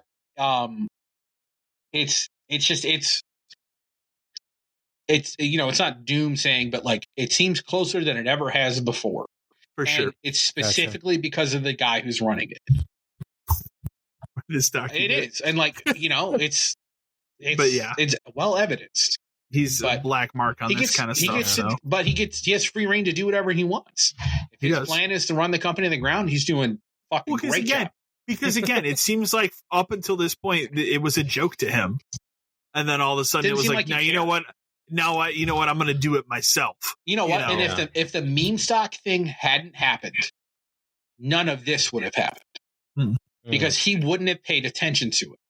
It would have just been something else that kind of existed, and maybe there was another way to make money off of it. But the meme stock thing fucked the company in a much different way. Yes. And then the last thing on here that I thought was funny too, it's like Pro's going to get relaunched again because remember Canada doesn't have Pro. Still has because it still has. Remember, Canada still has like EB Games. I think they do. Yeah, so I think they're finally going to merge all this shit into one. But apparently, like Pro will go to like potentially like you could do 1 month, 3 months, 12 months. Like who needs that? No, at the price it is, it's not worth it anyway. Yeah, but that was a huge like document thing. Like a lot of this, and this was posted before Black Friday, so a month and a half ago. Has most of it come true? Not really, but there's still time. And nothing in it seems so egregious as to me thinking it's fake. It doesn't seem like it's fake. Yeah. No. I mean, versions of these plans have always existed. Like, if your store was bad at profit, you were closing. I don't think it benefits anybody higher up at this point to leak something and lie about it. You know. Well, I mean, something doom and gloom like this. You would do it for, karma on Reddit. But, I mean, if that's what you're doing it for sure. You did a good job. It's believable. Yeah. Nothing seems wrong. I love it. And I'm hoping, I don't like it when people like lose their jobs, but I'm hoping that GameStop it's just, how much longer can it exist? Again, when we live in a world where, like I said, Best Buy, and it has happened. I will say it has happened. Right. Because I was recently in a Best Buy. Like, the movies are gone. Yeah. They have a very small section of just clearance things, but they're not clearance to the point that I would want to buy them. Right. But there are things that are clearance, but like those sections they're just gone. And the thing that's weird about it, like at least the Best Buy that I went into, it's not like they've replaced it with anything. It's just empty fucking space. Yeah. Like, I think the problem you see with Best Buy a lot now is the way the market and like things are these days. All of those stores are twice as big as they have to be. They are. Minimum. Now they are. Minimum for sure. For sure. That store can be heavily condensed. Yeah, but I mean, you got to also think back in the day, Best Buy was way like it felt like it had more shit. It had a ton of shit in it. It was just packed full of shit. But like exactly. Well, it had it used to have CDs and tons of DVDs, DVDs, movies. But the game sections were bigger. To go back to my GameStop thing, like let's say someone who cared about the company was running it, and let's say it wasn't a shit show and people got paid properly and all that stuff. Even if it was in a good state, how much longer could it survive? 2028. Next generation of systems is probably the end, right? Because like this will I'll say, like we already know that this next Xbox, because it leaked, will be all digital, right? Like they've already pretty much confirmed that the new version of the Series X, which is just a digital Series X that we know of, which is out supposedly this fall, is all digital, right? So they're going all digital. Sony's going to go all digital. I would guarantee you. The only company that I don't see doing it is Nintendo, which we'll get into. And we got a trifecta of leaks to talk about here. But think about it this way: like the game of the year is a digital release. Yeah, if you want to buy it physical, well, I'm talking about Baldur's Gate. Oh, Baldur's Gate. Link number 2. Fine, whatever. Number 2. But Baldur's Gate specifically is digital only. If you want to buy a physical, you buy it from them directly. Yeah. There's not even a middleman anymore. It's literally, hey, you want one? And if you want one, you can buy it now. It's not going to ship till fucking May. Does GameStop take that in for trade? They have to. Great question. They would have to, though. Physical copy. They would have to. I would. Wouldn't you? Wouldn't you take it? I would hugely make the argument that we need to take this. Wouldn't you be like, okay, Baldur's Gate 3 trades in for 25 and we sell it for 100? Yeah, absolutely. Yeah. Because remember, there's no law, quote unquote, like GameStop law about what a used copy of something sells for. No, that's all their internal set by the internal store about what will sell and how fast it'll sell. They can't I'm sure they can't legally go above what a new version. Then they never legally, I'm sure they could. They never would. It would make sense, but in this case, it would because again, what's your other option? You buy it directly from Larian, and it costs who knows how long it's going to take to get? I was looking at more copies of it last week, and if you tried to buy one now, it wouldn't even ship till Q2. And that's price. No, I'm not either. But so why couldn't they just sell it for 100 used? Yeah, that would make sense. So yeah, I mean it's wild, but but also the chances of somebody trading that in are very slim. You'd have to be. You'll get somebody that's like, I don't like it, and they'll trade it in, but like that always is going to happen. But again, if I was GameStop, I would take that in as a trade. So I don't even think it's technically out yet, so I don't think they would have a trade. It's not, I think the first shipment of it is in like March. Yeah, something like that. Yeah, it's a little bit, So but, yeah, it's crazy. Like that's huge GameStop news. It's nothing new, but it's interesting. Well, for the document. Well, that was our first part of leaks. We had a major leak happen. Maybe this happened the Tuesday or Wednesday after we last recorded. Yep. Which is I would say I'd argue this was the second biggest leak of the year behind Microsoft, because Microsoft is like that's their entire that's their entire business for the next 10 years. Games, everything. Like this is a company. Email. This is a developer, but you're still getting their insight through 2035 for quite a while. For quite a while. Which I mean, not a lot of stuff, but it's quite a while. And I'll go through really quick. We got an email about it too, because there's some controversy obviously that happened with it, which I definitely have an opinion on. But the biggest thing for me on the Insomniac thing is I look at it And like, obviously, Spider-Man's been hugely successful. All of these games have been. But it's also, to me, a bummer that they're just basically a Marvel studio now. Yeah. Like, you're going to get a Ratchet. You're going to get a new Ratchet on there. They do also mention, like, maybe 2029, 2020, 2030. They have a new IP or something listed, but it's Wolverine. And then they're going right into making X-Men games. Which is fine. So, which is fine. I trust them to do this stuff. But again, it's what we talked about earlier. We're like, we've had 3 Spider-Man games now. Where the Venom thing's probably real. I guarantee you. Which is fine because that becomes your Spider-Man 2.5. And then we get 3 to cap it off. Okay, that's still 5 fucking Spider-Man games. Yeah. I love Spider-Man to death. I love both of these games. That's a lot of fucking Spider-Man games that are essentially the same. I got 3 really good Arkham games, and I didn't need more than that. No. So. Well, you got 4 total. Our Origins doesn't count. You got 4. But you know what I mean? Like, I'll say that quieter so my girlfriend can't hear. Origins doesn't count. That's a lot of the same content. Like, I'm excited for Wolverine. Yeah. And in a universe where, like, they make a Wolverine game and then, like, a Cyclops game or a Gambit game, like, there's a world where those are cool because they're different people with different powers. Well, see, that's the thing, too, is like, just because it says X-Men, it doesn't mean that they're making an X-Men game. It could be, hey, we're making a Gambit game. Right. Or we're making a Cyclops. Like, we don't know that for sure. Sure, so. But that would be a cool way to do it.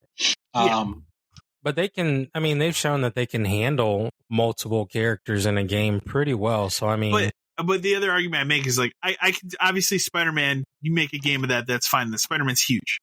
Right. You make a Wolverine game that will sell, that's fine. Are people lining up for a game on Cyclops or Gambit at the level of Spider-Man? I don't know. People are fucking weird. I don't know. I love Gambit, man. People are fucking, like, Matt's a perfect example. People are fucking weird about Gambit. I'm sorry. He was one of my favorite X-Men, man. But remember, when that movie came out and people were fucking psyched that Gambit was in it and they fucked him up? I fucking believe Gambit. Oh my God. Dope as fuck, I remember the trailer when he did the thing with the cards and everybody was freaking out. Like, oh, it's going to be so cool. Matt, let me ask you a question. That was me. Let me ask you a question. Is the only reason you like Gambit because of the 94 cartoon? Oh, absolutely. Yeah. Okay. Yeah. I'm just, nobody gives a shit about him outside of that cartoon. No. Yeah. He's the man in the cartoon. Listen, the main reason I like Gambit was because he was a Louisiana kid. Yeah. There you go. And his car, I mean, his power's fucking cool. Dope. You know what'd be cool is, like, if it's his game, if it's like Gambit and Rogue. Like, if it was both of them. Oh, I would be sold on that. Or like, do you like Cyclops and Jean Grey? Like, there's something to do with that. You know, that would be an interesting way of doing that, though. Like, for sure. Like, pair them off in a couple of some sort and kind of, Storm and Beast. Storm and Beast would be cool. Like, you could do, like, duo games, which would be cool. That'd be nice. But, okay. It's a bummer that they're turning into this, especially considering, like, obviously they're a Ratchet studio, too, and people love Ratchet. It's been so long since they've made that Ratchet game. Yeah. That was pretty close to the PS5 launch, wasn't it? Oh, I forgot about it. I even forgot about that one because that one, and again, the other thing that came out in these documents and everything is like how much these games have sold, which that game did not sell well at all. They didn't make a lot of money on any of these games. So, the Marvel tax they pay on Spider-Man is crazy. It's insane. Marvel's making so much money off of fucking Spider-Man. I know why they were like, yeah, we can sign these people up to make Marvel games forever. I get it. So obviously this stuff leaked, you know, big news story. There's controversy around it. I will read the email we got and I'll get into it. Yeah.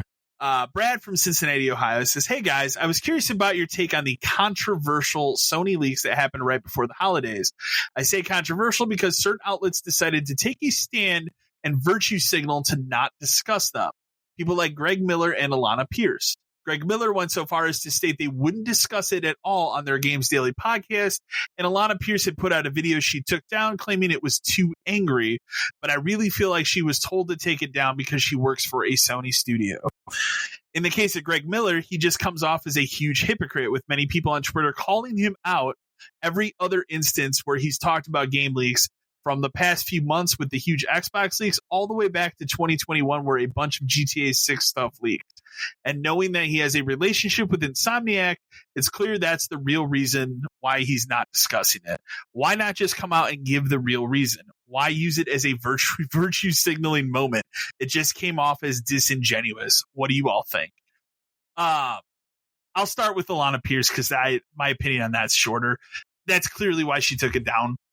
I guarantee you she put it up because she got angry. And again, the other thing you have to remember is in this leak, there was a lot of like personal information and stuff that came out. I get that part. And to be fair, nobody's talking about that stuff. She's allowed to be angry about employee information being leaked because that stuff is not that any of this should be leaked, but like that stuff, come on. That's not right. There are playable builds of Wolverine that people are playing. Nuts. That's fucking insane. But in her case, like I get posting the response and being angry, and I get taking it down. And was part of it Sony probably being like, "You work here, like, come on," kind of a thing. I guarantee we would prefer if you had no comment at all, kind of a thing. So she probably said, "Okay," and she probably realized what she said probably wasn't the best way to go about it. I'll take it down. I just won't talk about it again. That's the correct response. Yeah, I don't think she handled it wrong. No, I don't think so. I mean, Greg Miller. Craig Miller. Let me get on my box on the Greg Miller thing. I think it's fucking awful what he did, first of all, because like it's one thing, like, and I agree, if he would have come out and just said, hey, you know what, my company Kind of Funny Games has a relationship with the studio. He's in Spider-Man 2, him and the other dude, they're in the game. Like you run across them in one of those side missions, so like it's not a small thing, and they clearly have a relationship with that studio. That's fine, there's nothing wrong with that. But why not just come out and say, you know what, hey, we have a personal relationship, I'm in this fucking game, we're not going to talk about it. Instead, using it as a platform to like, well, you know, in the games community, we really shouldn't talk about stuff like that. When you have discussed every other fucking leak that has happened since your company has existed. Yeah. And reports on the news. Because those are things he can't stand to make money off of. For sure. He is one of the most like self-serving people in the entire like quote unquote games community there ever is. Yeah. He sells out constantly. Remember when he hosted EA Play events? He still hosts that. Yeah, I know, but like nobody gives a shit about these things anyway because all they do is talk about fucking Battlefield. And he's saying EA is the best place to play. It's like it is. He just sells out. He sells out constantly. It's everything is for himself and to push his own agenda and talk about like how I'm in the community, I'm a part of the community. This is what's right. This is what's wrong. Listen to me. How is that going to work when we get to these games start to being announced? Are they just going to like, what does that happen? Let's say 2 to 3 years from now, we get to the point where or not even 2-3 years, but let's say a year from now, we get our first Wolverine trailer and they act like nobody's ever seen this game before or anything. Like, how weird does that come off? Well, at that point, like it's a weird thing to do because obviously it is. So it just happened with Grand Theft Auto though, right? Mm-hmm. So the thing came out, the thing was stolen, all that kind of stuff. They said, we're pissed because we put a lot of work into this and we're upset, but we'll show you what we want to show you when it's ready. Yeah. The trailer comes out. Doesn't matter everybody saw the leak shit. The trailer is the greatest thing that's ever fucking happened in the world. Yeah.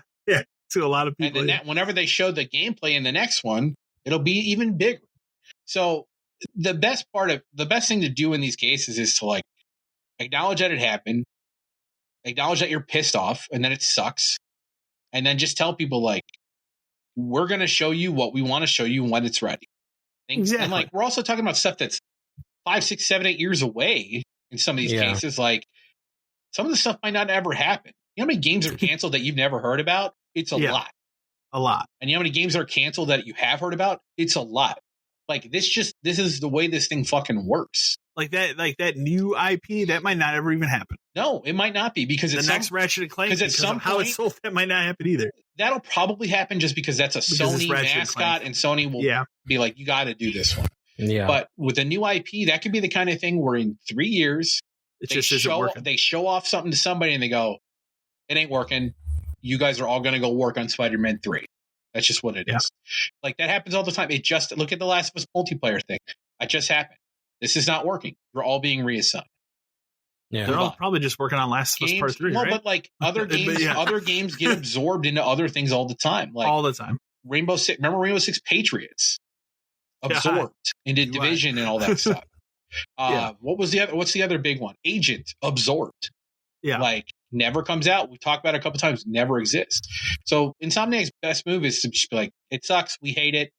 Well, they came out. They had a statement. Yeah. That's basically what they said. This sucks. We hate it. We're moving on from it. Right. Whatever. We're not going to talk about it because there's nothing to talk about. Again, the biggest bummers of it are that people are playing this build of Wolverine, which is I watched some absurd. of it. It's pretty fucked. Okay. And then it's the personal build. information that's awful. Like I hate so that's the worst part. Game of it, leaks and stuff. Like, you know, to be honest, like they're fun just because it's like, oh, that's cool. Wow, they're making other X-Men games. That sounds cool. I'd like to play that kind of thing. Yeah, I don't think most of the gaming community holds it against them that it was leaked. As far as the gaming community goes, like it's not damning to them because unless your games are going to sell. Unless you're part of Greg Miller's gaming community, and that's very damning. Then you cannot talk about it. He's in charge, and come watch my WWE show on Peacock. And God, I hope you're excited. He posts about that. I hope you're excited for the next Battlefield game. Like that's Greg Miller's life. I'm excited. EA paid me. EA paid me quite a bit. Yeah, quite a bit of money for that. Battlefront 2. And then the final leak we had, I didn't put the specs in here. I kind of know them, but we've had some interesting Switch 2 leaks. I mean, this is going to continue to happen until and we can talk about predictions and stuff about this, but as far as like we have a pretty good timetable. It really does seem like September, and that seems realistic, I think too. Yeah, I would. Could that be pushed to November? Sure, but it really seems like September's probably it. I think it depends on in what game they have to launch with it and what day that game can come out. Mario RPG 2. God, no, that'll never happen. The most interesting aspect of all of the leak stuff is that one of the games they're showing off behind closed doors is the Switch version of Tears of the Kingdom running at 60 frames. So my hope, I'm not saying this is going to happen, my hope is that any cartridge you put in just plays better in this system. You would think. I would hope so. You would like the old days. I hope it's not going to go the route where it's like, hey, yeah, we do have a new version of Zelda. You got to buy it again. Hey, man, I can look. I can look at my Switch shelf right now. Yeah, I know. Point out a couple different Zeldas they made me rebuy. But the difference there is you can't put your fucking Wii U disc in the Switch. But still, it sounds like this thing's going to be what you want it to be, though. It's an upgraded Switch. It's going to have a 4K output. It's going to have a 1080p screen. As long as it's 4K to the TV. That's what it sounds like. 60 frames to the TV. And then the handheld is the slightly down version of that. Then fine. It's fine. That is what it's supposed to be. I'm more interested now because this is really kind of the first time Nintendo has had a really online ecosystem that matters. How that stuff's going to transfer to a new system. Well, it's always more complicated than it needs to be, but it tends to work in the end. Yeah. I'm more excited for the fact that this is the first time that they're releasing a follow-up system where it should be better than the one before it. Because Wii U, no. Like Nintendo 64 to GameCube, like we all admit now GameCube is great. But I can tell you when I was selling them when they were out, nobody gave a shit. Nobody gave a shit. Nobody cared. So, Nintendo has always ridden that cycle. And the GameCube site, at the end of the GameCube cycle, they were in the fucking toilet. Because they were distant third. Yeah. And we saved that company and made them enough money to kill God. So, but then Wii U brought it all the way back down. And then Switch shot it to the moon. All they have to do is make a better version of the Switch and continue on that path. All they have to do is make that's the bare minimum. A bare minimum is the better one that takes Switch cartridges. That's it. That's all you need. That's all it has to be. Do you think the same controllers work? Yes. Or do you think? Okay, I would think so too. I would think so because look at their history as a company. Look at even going from the GameCube to the Wii. Wii U used all the remotes. And the GameCube stuff plugged into the Wii. Yeah. And fundamentally, what would change about the controllers from this one to the next one? Not much. I don't really think anything could change. Right. And it's pro controllers. And they can make the technology in them better because every company's doing that all the time. I almost guarantee you your pro controller will work. Well, they don't want to like hinder you by making you buy. Remember, Joy-Cons were like $90 fucking. Yeah, for a pair. The Pro controller was at the time was $70. Now that's the standard, but like Remember, that was $20 higher All than of their every other accessories. controller when it came Remember, out. if you wanted another dock just so you could move between rooms, $90. But also, I would argue like the Pro controller is fucking great. It's really it's good. just an Xbox controller. Yeah. so yeah, I mean, bare minimum, it has to be what it is now. If it fits in the same, no, I was going to say if it fits in the same dock, but it's got to be a new dock, right? Yeah. I think if it's got an output 4K, it has to be a new dock. It would be a new dock. Because whatever chip is in that thing, it's not. It sucks because I have 2 docks, but it is what it is. Yeah. Oh well. But I mean, again, it's going to have to output at 4K. I guarantee you, because the newer, like the OLED, they redid the dock that it has a network connection in it now. You can plug in, as opposed to having the new dock will have that too. Dock. Yeah. The other thing that came out the other part of that's interesting. This version of the system will not be OLED because they're trying to keep costs down. That's fine. And there supposedly will be 2 models at launch, one digital, one regular. So, which again, that makes sense too. Like, okay. Yeah.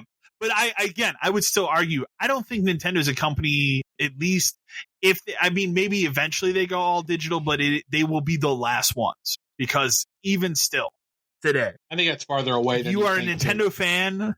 You know, you go and you buy those games. It's just kind of a known thing for Nintendo. They know that Nintendo is a collectible system. Yes. That's why they release special edition consoles in new colors constantly.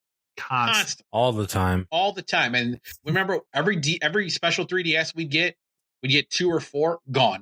Day up. And gone. then the rumored prices were $400 for the digital and $450 for the physical. That's where we get into that's a little rough territory.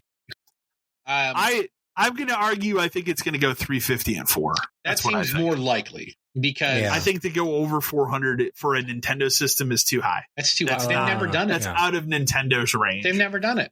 The Switch. What was the Switch at launch? Was it $300? Right? Pretty sure. I don't think it was $350. The OLED is $350, but that's the reason why is you're paying for an OLED screen. Because I thought Nintendo just always was $300. And even in the day, Switch, it was $200 in the earlier Switch, I think, was always $300, and I want to say when they came out with the Switch Lite, it was $200 because it doesn't have a dock. They consider the dock $100 accessory. Yeah, it was 90. Docks were $90 fucking. The only reason I have a second dock is because one day I woke up and Target had some sale online where they were like, "We're selling docks for $40," and I bought one because I was like, "All right, I'll buy another dock." That was back when I played a lot of the Switch. It says here the Nintendo Switch when it dropped was $299. Yeah, that's what I thought. Yeah, Nintendo likes to make it $300, but I could see them changing that for just because it is a 4K, 60 frames handheld console. It really depends, I think, on how the system comes out and how they market it. They market this, they make so much fucking money on the games, and especially if games are going to be $70. Yeah, which seems to be Nintendo first party is all going to be $70 because Tears of the Kingdom proved it. If they market this like new Nintendo 3DS, which I can see them doing, then I think yes, there is a place where you see $400 and $450 because it's the new version of the Switch. Yeah, I hope they don't do something fucking dumb like that. Like they're terrible. We are talking about Nintendo. They're terrible at naming. Yeah. The last thing they got right was the GameCube.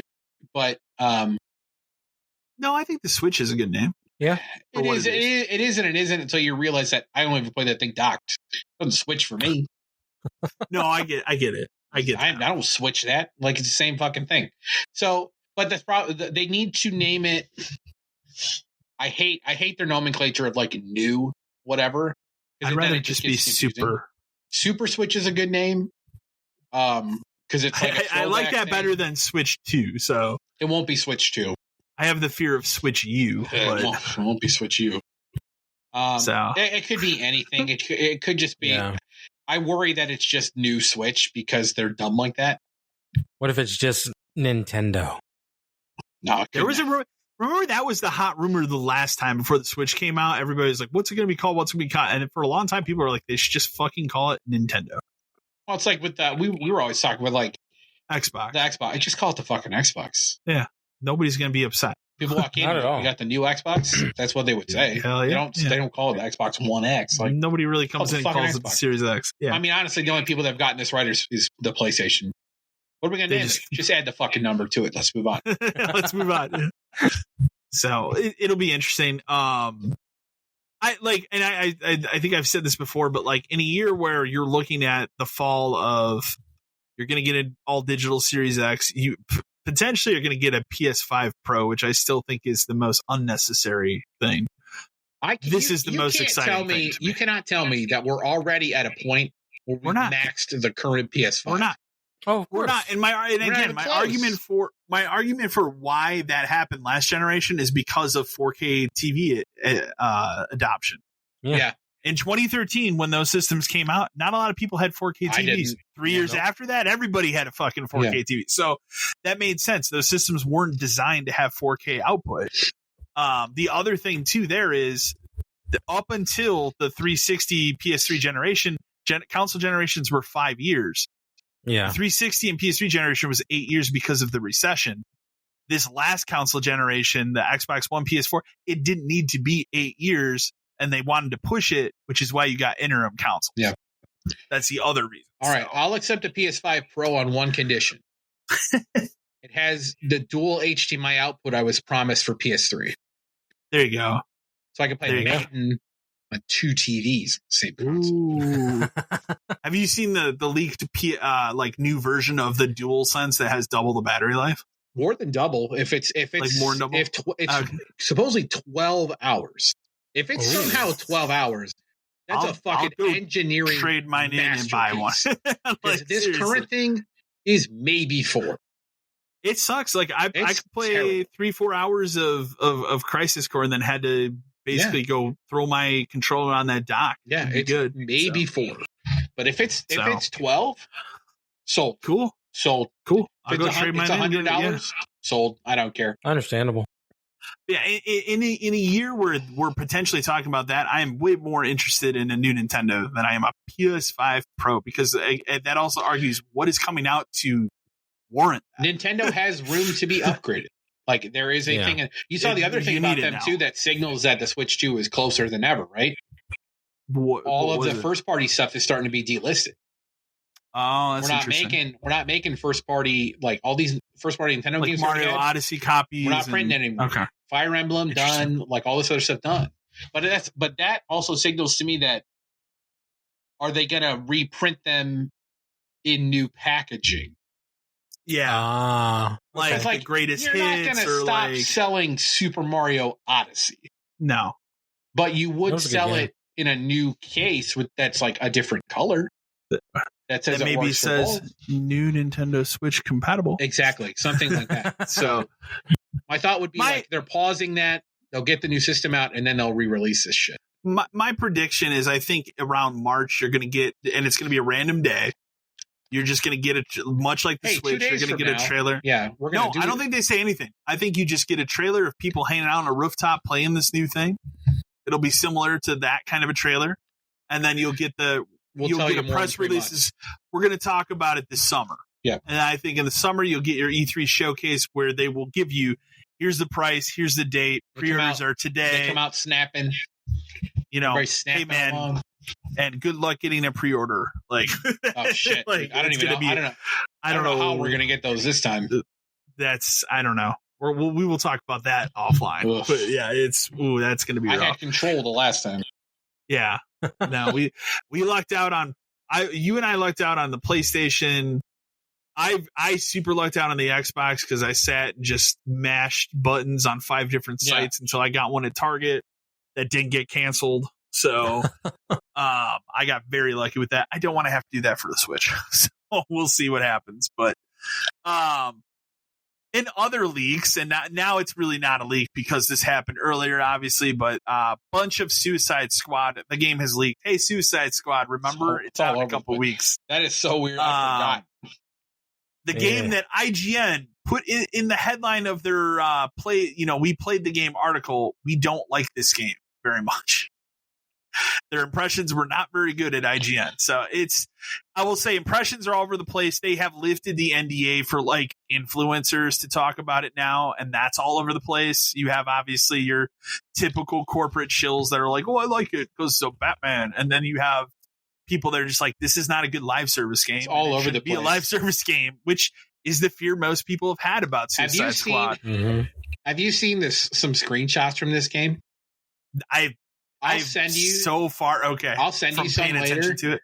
All I'll say to you is like, what the fuck is happening in these screenshots? Is all you need to know. It's a mess. It's so far from what I want the game to be. There's a full HUD. There's explosions. There's numbers everywhere. You cannot make sense of what you're looking at. Ugh, it took me forever to figure it out.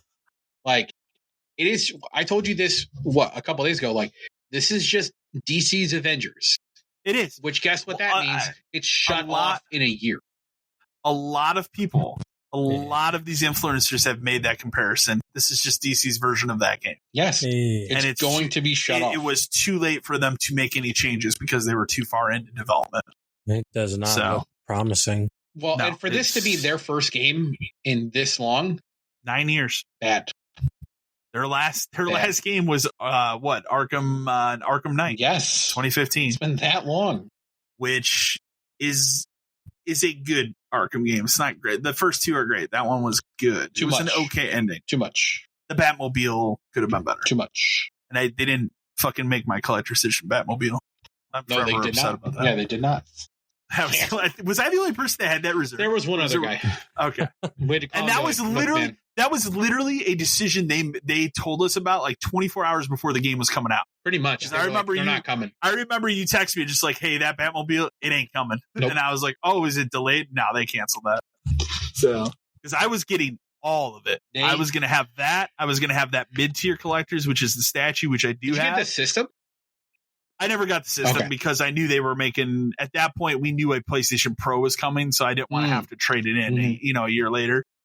So I didn't get the system, but I totally got that. Remember, I got all those first run figures where like that Red Hood figure that was GameStop exclusive, very expensive today. I'm sure. Another game that I've put off going back to because of a roadmap that's going to make it better, Starfield. So so obviously we got this update, 6 new features to coming to Starfield in 2024. Like, hey, how about good city maps? Oh, weird. Something that should have been in the game, from launch. I will also say they just posted today that I think it's coming out in beta form, and then in the beginning of February there's a huge patch. It's going to have a bunch of updates. Yeah. So I want to return to Starfield. I like Starfield. I would like to play it once I get an Xbox. But I will tell you, and we'll talk about it obviously, but if you have to get an Xbox later this year for another big game, we'll talk about in a little bit. That'll be the time to play Starfield. Yeah, and that's when I will do it. Here's a question though. With this Starfield, obviously not correct. What does this do to ES6? Does it A, make it come out in the same state where they're constantly having to patch it for months, or B, get pushed back from whenever it's supposed to come out if it's not ready? I think so. There's some rumor going around right now that Microsoft's actually going to launch their next Xbox in 2026. Yeah. To go first again, like they did with the 360, which like that worked for the 360, but you have to remember that's not the only reason why the 360 was a runaway success. Sony also had a very damning fucked up first couple of years of the PS3. Yeah. I don't think you're going to have that happen ever again. Whereas I also don't think Microsoft's going to make the Xbox One fuck up ever again that bad. So I don't know if I see them going in 2026. So I still say I see obviously Elder Scrolls 6 being a playable game on the current hardware, but I really think that is a game that launches with the next Xbox in 2028. I think it's that far away. Because I think right now, but it's all hands on deck with this, and they're still talking about what is the story of Elder Scrolls. All right, but let's say they say ES6 is 11/1/28. That's when it's coming out. Sure, but we get to be a month away from that point, and there's people inside that company who are like, "This isn't ready." What do you think happens? I think they delay it because they did the same thing with Starfield, and I think now that they're in the position where they work with Microsoft. Sure. And you have someone like Phil Spencer at the head of it.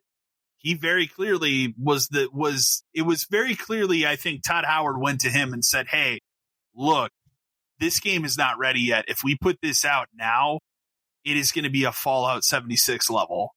And I think that, obviously you say those terms, Phil Spencer's going to know exactly what he means and said, fine, take another year. Means it won't be good for 5 years. It doesn't matter. It doesn't matter. Like you can it's a Bethesda game. You can put that game out whenever you want. It's going to sell. This is an Elder Scrolls game. Yeah. You can put it out whenever you want and people will be lined up for it. Yep. much like a GTA. So yeah, I would argue the only thing bigger than that would be GTA. Yeah, at this GTA point in is the terms of a biggest, game, for sure. Yeah, like there will be lines for that. So, but yeah, I think I totally agree with that, and I think it sucks that we have to have a roadmap for the game, but at this point, I don't want to go back to it until those features are put into it. A roadmap for a single player game. Exactly. Fucking scary. Insane. I'll just keep this brief. Obviously, the Activision thing's done. Microsoft owns them now, and Bobby Kotick is gone. He has left. It's over. This is a company that Microsoft owns now. So, not really much more needs to be said about that. He's just gone. That's all that matters. So it's over. That's what matters. I put this in here. We obviously be talking a lot about Final Fantasy VII Rebirth, which is out at the end of February. I like the tongue-in-cheekness of this article where that creator basically said death will not be cheated in Final Fantasy VII. So they're not telling you if Aerith's going to die or not. I like to think of it as somebody else dies. I think somebody else does. And here's my theory. This is a working theory. I think Zack dies. You think they bring Zack back? And then if he's alive, and let's say he comes with you to that point in the game where she's supposed to die, wouldn't it make sense that he dies that and he then takes it for her? Okay. And because again, if they kill Tifa, people are gonna riot. Oh shit! No, you can't. I don't think that guy does. It's funny because I was talking to a friend of mine. It's like, in the original 7 days, I was always an Aerith guy. I was always like Aerith more. I was always more into Aerith. Having played through the remake again now, I think I'm leaning the other way, man. Like, it's not for like the obvious, oh my god, like reason. It's for the reasons that like she's a cool character as a fleshed out person. They do a better job of fleshing her out. She is such a better character than she ever. I mean, she always had moments in the earlier one, but like there's just something like the voice actress they got is great. Like, like there's just more to her now. So it's like I'm kind of leaning that way now. But like, you cannot kill her. I've said my one and only sin with the remake, and obviously it'll continue in all this is fucking calling Mako. No, I can't stand that. It's Mako. It's Mako. Like it drives me down the top. Mako. Yeah. Like no. It's a little over the top. But yeah. So that's my working theory is that Zack takes the fall. Which makes sense because he's not supposed to be there anyway. I'm into that. The whole point of like remake is like the Spectre dudes are trying to keep you from changing the future. And you literally kill them to do that at the end of this thing. I'm into that idea. That's a good like we know that scene is the end of this. That's where this game is going to end. They have said that. Yeah. But that's a good acceptable change if she doesn't die. Yeah. Gotcha. Any other main character dying is a problem. You fucking kill Barrett, people would riot. No, you can't. You kill Red 13, people would riot. You cannot kill anyone else. I'd riot if you kill Red 13. So, or maybe Ultimate Swerve. Cloud dies. Zack takes over. Holy shit! Which I'm into it if you get a new voice actor for Zack. Yeah, that'd be fucked, but I'd be kind of into it. Yeah, it'd be so insane. Yeah, it'd be like, I can't. That'd be one of those things where you're like, I cannot believe they did it. Fucking believe that they did this kind of a thing. That'd be the most talked about thing. That game would be, and I think it's like so many people would be pissed. IGN article after IGN article. God. The Kotaku articles alone. Oh my god! Why are we're sad that Daddy Cloud is dead? Oh my god! Remember because it's about a male character, they'd make it oddly sexual. They would, but if it's a female character, they would not dare. No. I put this in. I mean, obviously, this is rumored all the time, but it seems even more heavily than ever that Xbox Game Studios is actively working on a new Banjo game. Again. I mean, they're not saying what studio. Sure. You know it's not Rare because Rare's too busy dreaming up whatever Everwild is or whatever the game's called. I mean, it's supporting Sea of Thieves. Yeah. So, there was a little hype. I don't know if you saw this. Or not. There was a PlayStation hype trailer that came out. It's like 2 minutes long. It had a bunch of games that are coming out in 2020 for like Tekken, stuff that's soon, and then something throughout the year. But these are all games that supposedly come out in 2024. This trailer does include Silent Hill 2 Remake and Metal Gear Solid Snake Eater. The Delta one? Snake Eater? The Delta. Yeah. It seems like both of these games are coming out this year. Okay. So, part of me would think like, okay, sure. That's Konami releasing 2 big games in 1 year. I think one gets pushed, and I think it's Snake Eater. They don't make big games, period. So to release 2 in 1 year, unlikely. Yeah, I think one of those gets pushed to like beginning of next year, and I think it's Snake Eater. Yeah, because that's probably the one they want to get correct. Yeah, but yeah, Silent Hill. You can anger some people there, but the anger wouldn't be as loud as it would be for Metal Gear if you don't get that correct. Exactly. Like Silent Hill 2 is the kind of thing where it could come out and it'd be mediocre, and we'd be like, yeah, I guess so. That's what Silent Hill is now. But if they fuck up Metal Gear 3, ooh. You're talking to somebody who likes Silent Hill. I know that. But you know what I mean? Like, you would just be like, yeah, I guess that's Silent Hill. I would shrug my shoulders and be like, hey, it looks pretty good though visually, so whatever. I played it. I just want to play it. Yeah, exactly. It's not my favorite Silent Hill, but like it is everybody else's. There. Mine's The Room, exactly. But hey. I feel like if a Resident Evil game came out and it was kind of bad, I'd be like, okay. Yeah, pretty like. Okay. You imagine if they had fucked up 4 somehow? Like how angry people might. See, that's the one that people would have got. Yeah, that's the one. That's the one they can't fuck up. Now they can put out a remake of 5. 5, I would argue they couldn't really fuck up 5 too. But if they fucked up 6, I'd be like, yeah, that's Resident Evil 6. Yeah, whatever. Yeah. You can like roll around on the ground and shoot now. Yeah. One of my favorite articles that we have here, for the first time in I think 15 years, maybe a little bit less. We have a game that is on track to beat Call of Duty sales for the year, and it's one we predicted back in February, which is Hogwarts Legacy. You mean that game everybody tried to get banned and boycott? Weird that the Harry Potter game that literally lets you live a Harry Potter fantasy. Is exactly the Harry Potter game. It's the number one selling game of the year. It is. And it's the game that everybody wanted it to be. And now that it's so successful, will generate multiple sequels. That game, to me, the way it's successful reminds me of like when the first Spider-Man game came out in 2018. Yeah. We're like, okay, we've opened the door to something here. Right. So we now have an established engine. We have an established like lore. We have an established. And that was a relatively audience. New studio that made that game too, from my understanding. Didn't they only make like something before? It was a lot of those people, I believe, were mobile, and then a lot of those people came over from Just Cause team. Oh, that's right. Just Cause games. So which is cool. But now they have like an established Harry Potter universe that they can do. But think about that, to be a new studio, and you are not only like you have the best selling game of the year, and you're beating the number one franchise of the last 15 years. That's crazy. That's pretty cool. And they can do whatever they want to, because like there was no Quidditch in the game. They can make just a Quidditch game.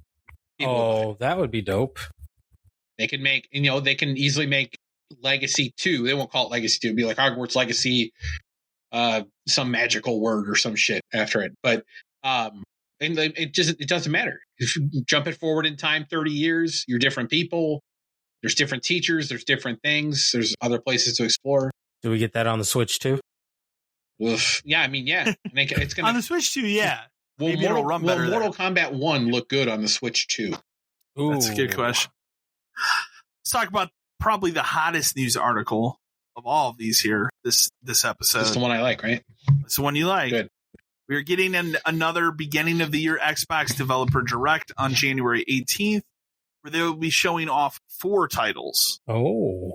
Hellblade, which I predict will get a date. That will come out soon, I think. Avowed, which I'm very excited to see. Looks good. I want to see more. There's one that I forget the name of. It's something I never heard of, and I was like, whatever.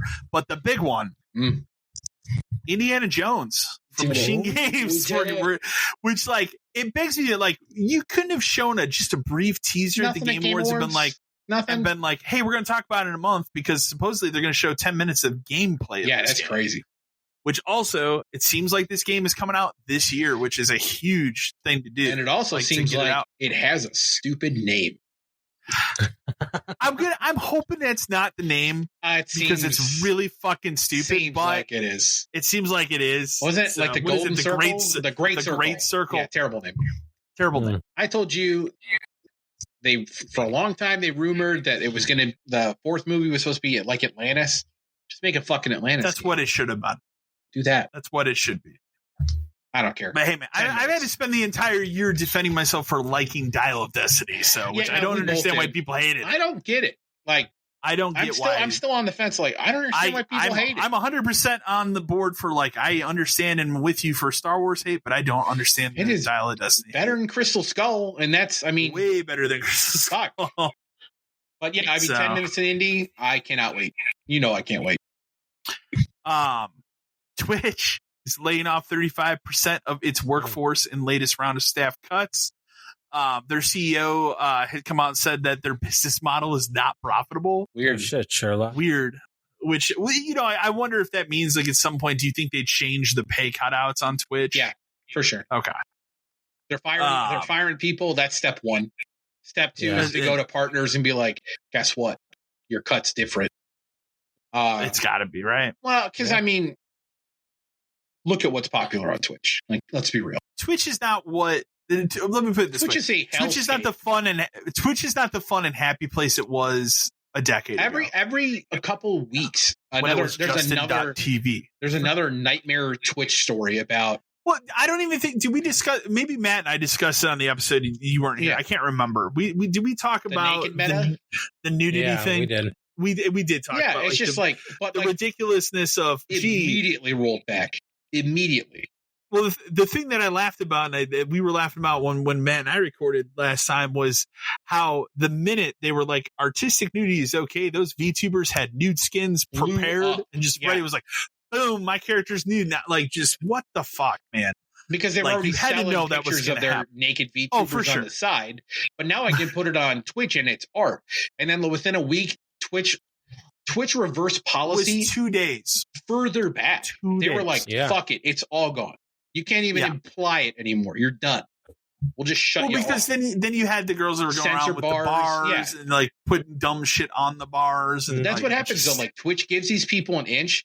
They take 10 miles. Within 30 minutes.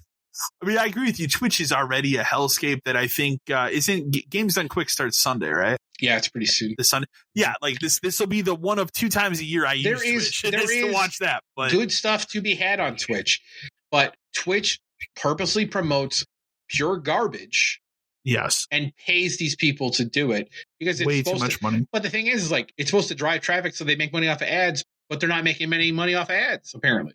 No, apparently not. Well, shit. Like, but I texted you this too, to like, Discord just cut 170 people. Yeah. All these game studios are cutting people left and right. Like, that started like right before the holidays, but yeah. I mean, it's just like, it's fucking crazy because none of this stuff's making money anymore. Well, also, again, we've talked about game development has gotten too expensive and too big, just like movie budgets have gotten too expensive and too big.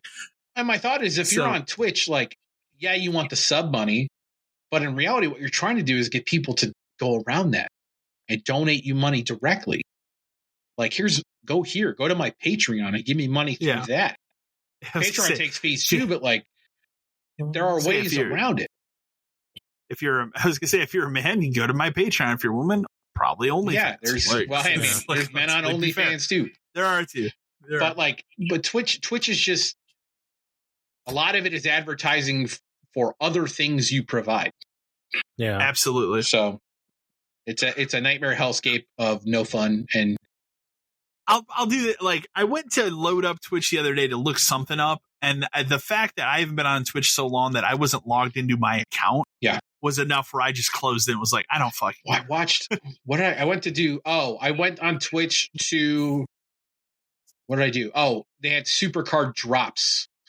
So I literally just turned it on a second screen and muted it and just let it sit there because I just had to sit in that chat room for X amount of hours to get cards and Supercard on my thing. I'm not here for Supercard content, dude. I can just play the game. I don't need to watch somebody else play fucking Supercard on Twitch. But yeah. We alluded to it earlier, but that Final Fantasy crossover event has started for Apex Legends. Mm-hmm. The microtransactions are disgusting. They are insane. With what is it? It's a skin that costs the most, right? It's $290. Yeah, for a skin. Yeah, and the sad thing that's worse than anything that Fortnite's done, right? Oh. In terms of skin, price. At least it's not Star Citizen level where it's like $48,000. So the problem is with that, it's not even necessary. It's not even like a skin you can wear. It's a skin for your death box. That's even worse. Oh, So that's dumb. that's what made it even worse, is that people were, because that was the thing, you know, they're doing the Final Fantasy VII event where you buy all the skins for your actual characters that like relay the actual characters from Final Fantasy, which is dope, which is one of the reasons why I want to load it up and see what skins are available, because if there are cool ones for the people that I play with, I do want to get. But yeah, the like cream of the crop is getting a skin for your actual death box, which is like you're paying essentially almost $300 for something you don't even necessarily wear in game. It's only viewed when you're dead. Yeah, and it's that's like real dumb. Why would I do that? Like, that's ridiculous. They make those things because there are people that do it. Streamers do it. There are people that are so addicted as well. Yeah. It's like every mobile or free to play game there is. That content is not for you. No. It is for the whales. And the whales are the kids who came into my store every week and bought $50 shark card, $50 shark card, $50 shark card. Rampant, yeah. VC for 2K, like nonstop. That's where all the money comes from. It doesn't come from me and you spending $5 or me spending $10 on Supercard once every 2 years. Yeah. That's not who they're going after. So like I said, essentially I'm gonna load it up probably tomorrow or this weekend, because I do want to see what skins they do have available. Sure. But there's no fucking way I'm paying. No. I hear you there. In the ongoing Baldur's Gate 3 save bug, they are finally going to be. They've worked with Microsoft on this, so it's an issue with the save file size. They are actually putting out a firmware update. I believe it's the 17th. Good job. So we finally gotten to that point where they're going to fix that bug, which is obviously cool for people that have experienced it, like myself. Is it going to bring back that save I lost? Probably not, but also it's not a character I wanted to really return to anyways. Yeah. 343 employee has hinted that a new Halo project has been in active development since 2022. My response to that is duh. Like, obviously, what if I told you ready for that? Before that, what if I told you it's? I still think it's a reboot. I think they reboot the whole. Smartest thing they can do is make a game called Halo and just release it. Well, I'll also tell you that they just put out season 2 trailer for the show. And this will be the last season, because this was they saw when Paramount Plus started. Well, they were making crazy deals with everybody. A bunch of incredibly stupid deals. And one of the deals was, hey, we'll give you 2 seasons for this Halo show. So there's no way this makes it to a 3rd season. I do like that the trailer they put out. It's all action based. It's all like 100%. We're focused on Master Chief, fighting and shooting the Covenant. That's pretty much that trailer. But they have to fuck it up with him not being in helmet. And my favorite part of the trailer, because I watched the trailer, there is a scene of him walking around a city. But I kid you not, he is dressed in what I can only describe to you as Assassin's Creed type, like garb. It is ridiculous. You're talking about the hood from 3? Yes, like except it's black cape thing. Yes, it's ridiculous. But and then again, the trailer does not answer the question. This is a character I saw fucking die at the end of this first season. So how is he alive? But whatever. I will watch the first episode to get that answer. I'm out. So I thought this was kind of sad, but this also just proves to me nobody played this game. Minecraft Legends development is ending less than a year after launch. This just confirms nobody played that game. Nobody. Yeah. I tried it. My son played it for 10 minutes and hated it. It's because he likes Minecraft. Yes, it's not Minecraft. He loves Minecraft. A strategy game. It's not Minecraft. He hated it. The creators of Vampire Survivors teased big plans for 2024, which also looks like they're working on cross save to bring your save files between versions and different platforms, and then the possibility of online co-op, which is cool. That game needs it. That'd be very cool. Yeah. I haven't tried split screen. I need to try that. Konami putting out some classic games like Felix the Cat and Rocket Knight. They're going to re-release those. I guarantee it's Konami, so I guarantee the bare minimum will be put into those. Those will be, but hey, whatever. Made to run on systems. That's how much you're going to do to it. I only put this article in here because this is the only MOBA I have ever played. But apparently they're making a Smite too. Hey man, we played Smite for Wasn't a while. bad. And I actually really liked it. Yeah, it wasn't the only bad. one of those games I've ever cared for. Yeah, I enjoyed my time with that game, so I would be interested in a Smite 2. Yeah, I would give it a shot. And they're going to keep the first one going. They're just going to run them simultaneously. They're not going to overwatch it and merge it in and fucking murder it, which is a good idea. Did you put this article in here? Because I don't remember Which one? This.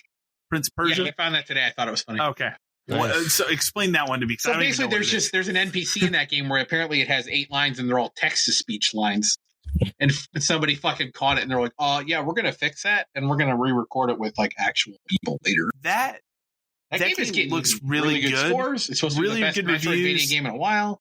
Yeah, and that was I watched the Digital Foundry review. Yeah, because that guy goes in depth on the different versions, tell you which one the best one. Which, hey, shocker, it runs great on both Xbox Series X and PS5 at 4K, 120 frames if you can support it. Mm-hmm. I would really like to play that game, but it's 50, so it is a budget title. I'll wait. Yeah, it's an Ubisoft game. It'll be on sale. It'll be $20 at some point for sure. And then I think you put this in here too. I'd say it's Final Fantasy 16, almost made for PS4, was finally canceled to eliminate load times and actually. Yeah, there was a good like interview with him about it today, and they were like, "Yeah, we were making it for PS4 for a really long time," and eventually it got to a point where we realized we really wanted to cut load times out of the game, so it just wasn't possible on PS4. And if we had tried to keep going, it would have taken a lot longer to actually release it. So they finally went into Sony and just said, "There's no way." And they're like, "Okay." And then, the game came out. So, well, that wraps up news. We can briefly go over movie stuff, because I definitely watched some stuff over the break. Matt, you threw in some stuff here as well. Yeah, I got a little bit into stuff. The first thing I'll put down here, so I watched the Nicolas Cage Dream Scenario movie, which is the one where he's in everybody's dream. It's a movie that's tailor-made for Nicolas Cage, but that movie, and I enjoyed it, but that movie, the last 20 minutes goes in a incredibly far left, almost science fiction direction with what they do with his ability to be in everybody's dream, to the point that they, not to really spoil it, I guess, but they market this in a way. Like, it's weird. It's really bizarre. Like, okay. And it comes out of left field. Cause like when that movie starts, it's like one day everybody has a dream where he's just kind of hanging out in their dream, and like, it's cool or whatever. But then these dreams start turning to the point where he's killing everybody. It's like one woman has a dream where he's like slitting this woman's throat. There's one where he's like pushing someone off a ledge. Like, it's fucked up. Interesting. And so he goes overnight from being this incredible celebrity that everybody wants to work with to, everybody fucking hates him. And it's like a movie that goes from being fun to like pretty fucking depressing really fast. Damn. He's just a college professor that wants to publish a book. Like, there's a part of that movie where he goes to a marketing firm because under the guise of he thinks he's going to be able to finally publish this book. The guy that runs the marketing firm is Michael Cera. And he's just like, "No, man, we want to put you in a commercial for Mountain Dew because you were in everybody's dream. So everybody knows you." Like, it's just, it's a bizarre movie. Like, it's an A24 movie, which, like, again, I'd say like they're the biggest studio just taking risks on random fucking movies this. They literally just make whatever. And I love it. Yeah. I love it because it's fun. Like, it's enjoyable, and I enjoyed the movie. But like, from making it to the point where I would highly recommend it, the last 20 minutes kind of killed it for me. Gotcha. Because of the direction it takes, without spoiling it. Then I watched this year's most controversial movie, which I'll say is not controversial at all, and that's The Sound of Freedom. It's fine. Like, I will tell you, it's fine. It deals with a topic that's incredibly important to know about. Yeah. I will say part of it for me, like, is it, I think you've watched it too, Matt. Have you seen it yet, or have you not watched it? I started it, but I haven't, I maybe got like 5 minutes into it, and then I realized I had to read, and I was like, I can't watch this right now. Yeah, I will say there's a chunk of that movie that definitely is subtitled. I'll say part of it was spoiled for me because I saw an interview with the real guy like a couple weeks before I watched it. And that guy was talking about what he does now.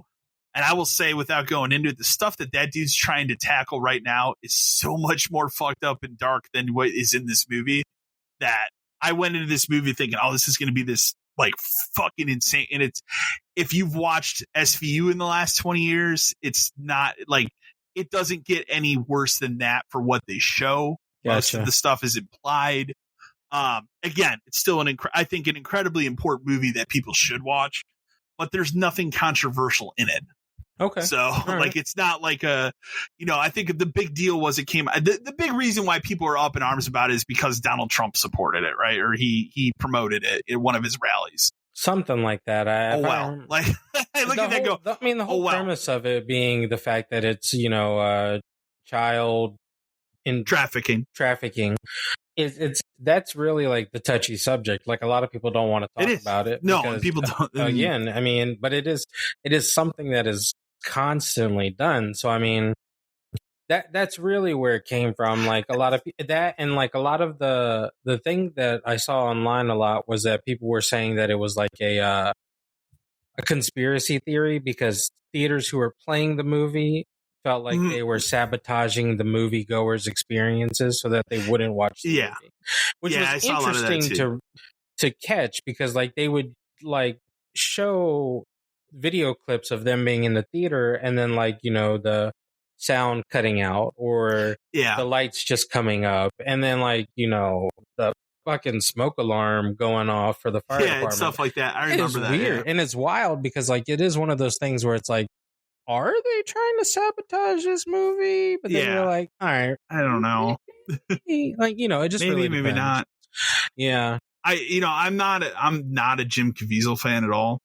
And I think he's very good in this. So it took a lot for me to be like, I'll watch it because I'm not a huge fan of his, but I saw the first time I saw Jim Caviezel was in the Passion of the Christ. That's where everybody saw him. Frequency. Hello. Oh yeah, true. My bad, that's not you. Movie. But when he did Person of Interest, I never watched that. My parents had watched that show. I didn't. His whole character development in that show took me into a Jim Caviezel fan. That dude, he's really good in that show. So good in that show, and like the ending of that show was so good. Like it's on, I think it's on Max right now. Like it's on one of them. I'm sure. Check it out. Like if you haven't watched it, it's very intense. It's pretty solid. But yeah, I recommend it. But again, I mean, my recommendation, it's like you can go into it. I'm not going to tell you you're going to have a fun time with it because it's a very harsh subject. But I think it's an important movie that people should see. If you have no idea or have been living under a rock, if you're blind by that shit, by that shit, I think. But I will tell you, like. Again, for me, it was split only because I had saw that interview with that guy a couple weeks before. And like I said, the stuff that dude tackles now, holy shit. Yeah. Stuff I never even could think of. So God, no. It's fucking insane.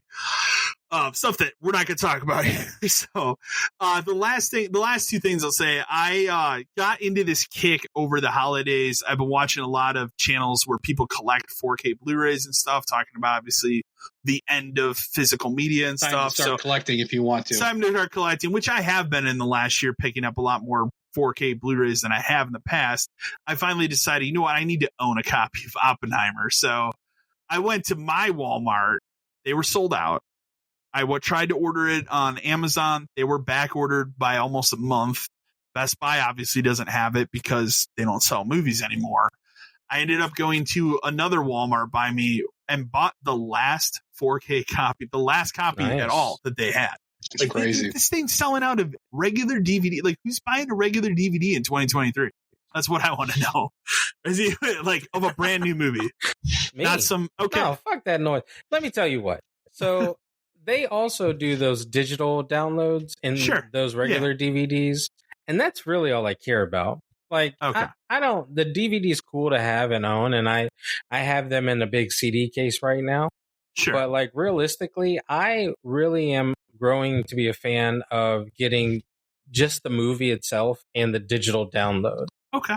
So because I just like to have double copies of everything, and that's just kind of my thing. So like if the regular DVD includes that and is like $5, I'll fucking pick up the regular DVD of it just to get it. You know what I mean? And if I can upgrade it later, I'll do it. But like, at least I have the physical copy of it then, so I ain't got to fucking worry about shit. And then the last thing I watched, not a movie obviously a movie I've seen many times, but I've not seen a long time. and they just put out a really good 4K remaster. I don't think this was on Blu-ray. If it was, I never saw a Blu-ray copy of it, but the 1993 Harrison Ford classic, The Fugitive, which is an amazing movie. Fantastic one. Fantastic, amazing movie that still holds up to this day. For whatever reason, I was really into U.S. Marshals. Yeah. I'll tell you, I put that on the server today. That was one of the. I don't have U.S. Marshals. That was one of the few. I think that was one of like the first DVDs we got. Because remember when you were buying DVD players, they would be like, "You get 6 DVDs with it," and they were just fucking 6 random movies. I just remember, and we got when that movie came out. I went with my parents to the theater to see that because that was in that era of like any movie Harrison Ford made, people just went. Didn't matter, and that was PG-13, so they didn't care. But then I remember, like a couple years later, it's like, hey, there's kind of this sequel to it, U.S. Marshals, coming out, with Tommy Lee Jones reprising he won an Academy Award for that movie. Yeah. So, oh shit, which he should. I mean, obviously he should have. His role is fantastic. I was very into that movie because it was like one of the first DVDs. You want to know what the other one was? Lost in Space, the movie. Ooh. The 1997 Spider-Man, the Spider guy. Blanc. Oh my god, Lost in Space, terrible fucking movie. But I watched it all the time. My mom was so excited when that came out, and I never seen the 60s show. She kind of showed me a little bit, like, this is corny. So excited, we're gonna go to the theater. And I remember because it was around the time that the Star Wars special editions were out in theater around the same time. So it had to have been like early 97. But I remember going to the theater and just the utter disappointment from my mom as that thing went out to the end, like the guy turning into like Spider. It becomes I have not seen the movie since it came out. It becomes a weird like time bubble movie where they're passing really through weird things in time. Yeah. But yeah, shit, dude, I watched that all the time. I don't know why. I will say on the flip side of that Netflix show they did, very good. I never watched all 3 seasons of that. Very, very good. As a good wrap up too, but that treated it with a lot of respect, and the stories are very interesting in it. But then you also they do a good modern version. I'll say this: the person that wrote that, huge Mass Effect fan. Okay, because the robot is basically just Legion. That's what they turned the robot into in that new list. It's just the character Legion, and that's fine. The robot's the best part of that show. So, but that wraps up like movie stuff for me. So I'm this weekend I'm finally going to sit down and watch the 3 hours that is Oppenheimer on 4K Blu-ray. So nice. What about you? You have some stuff here, Matt. Yeah. So I tackled The Exorcist Believer. I'm sorry. It was not very good. But out of the entire movie, what I can say is I appreciated the ending of it. Okay. And I will say this because in normal Exorcist movies, it's always like a priest and Christianity as the faith that overturns everything. Yeah. In this one, it was like everybody had little faith in different things. Yeah. That kind of helped the situation. It's like they called the Avengers of religion, is what I would tell you. That's the easiest way to describe it. No, that's how I felt too. So, I mean, while the movie itself was hot garbage. It's bad. It's bad. It's upsetting. It is pretty upsetting. I will say the ending of it kind of, for me, I was like, okay, I can appreciate how they did it. But again, hot garbage. If you like the original Exorcist, just don't waste your time. Can you see them making a sequel to that? I'm going to say no, but I probably because I'll tell you that director now can, and he dropped out of it today. Oh, did he? Yeah. Oh, Jesus. He dropped out of it. There's a very good chance they're just going to cancel that. Good fucking job. Plan, and which you should. Yeah. It's not that great. I didn't we don't have to spoil it, but I did not like bringing back Ellen Bernstein and what they did to her because it was pointless. I agree. I totally agree with that. I wasn't a big fan of that one. You could have left that element out of the movie completely. Yeah. And it wouldn't have changed anything about the movie. It really you could have given a mention because the way they even introduce her is like that lady's looking at her on a YouTube video, right? Mm-hmm. And it's like, that's all you had to do was have some footage of her talking on a talk show. And that's it. You didn't have to actually like have her be a character in that movie because her character in that movie serves no purpose other than to maybe do something that is irreversible. Yeah. So I just, what a heinous movie. It is my least favorite movie of the year that I saw. So yeah, I wasn't a big fan of the movie. But you watched something that I do want to watch that I have not watched yet. So I watched Thanksgiving, which was actually a pretty solid flick. Pretty solid slasher flick. It wasn't. Yeah. It wasn't like. So the kills were very inventive. Goofy. Inventive, but like. Yeah. But if you like slasher movies, you'll have fun with them. Yeah. From what I've heard. Okay. Yeah. So like. It's kind of like a revenge type slasher flick. Okay. And the way they set it up is actually pretty cool. Okay. It is kind of like dorky and kind of like over the top some, but it's out of watching The Exorcist or Thanksgiving. I'd rather watch Thanksgiving. Let me ask this. In the original trailer, because remember, this movie's made off of that Grindhouse trailer from 2007, the fake movie trailer. Did they keep the trampoline scene in this? Yes. Okay. Yes. Then I'm super interested because that's fucking absurd. Okay. Yeah. Also, I started watching Dead Rising: The Watchtower. Okay. And sorry. About an hour and 20 minutes, realized that this movie is too long. This movie, it's bad, but it's too long for where it's supposed to be. So. Who is the actor that they got? Because Dan, you and I watched it when it came out, but we both agreed it was bad. But who is the actor that got to play Frank? Because it was a good choice. In which one? Oh, Dead Rising, the movie. Oh, Jesse. No. Is it what's his name? It's a dude who does a lot of like dorky comedy stuff. But like he was a perfect like. I'm blanking. Rob something. No. What's the dude name? Yeah, Matt's looking it up. You'll find Rob Riggle. Rob Riggle. You know who that guy Frank. Is? Yeah, I was getting confused. Yeah. Okay. I remember that, but he's very briefly in it. About that. Yeah. It's like a 2-hour movie, and it really could have been too long. Like and it doesn't focus on him. No. It focuses on my least favorite aspects of Dead Rising, which is like the horror zombie element of it, and not the comedy element of it. Yeah. I mean, out of the entire flick, he maybe kills like 6 zombies. Yeah. And I was like, he should have got on a riding lawnmower at some point and run some over. Like, you know what I mean? Like that's what Dead Rising is. Exactly. So, but that's it. That's it for me. That can wrap up movie stuff. We'll get to emails here. We got a lot of emails. I saved a couple from the last time we recorded because Dan wasn't here and they're GameStop related. We'll go ahead and kick off the emails here. So our first one comes from Brandon from Redacted. This is a pretty lengthy one. Hey dudes, just found out about this podcast from a friend. I wanted to write in about my GameStop experience recently. I was previously working at a GameStop in my town. It was supposed to be a second part-time job. Starting pay was $11.25 an hour. I wasn't complaining about it. It was an easy job to sit behind a counter for 6 hours. When we started, we were grossly understaffed. The manager at the time was out because his wife was having a child. The assistant was also out at the same time for the same reason. Jeez. So at this time, it was just myself and the other SGA that were running the show.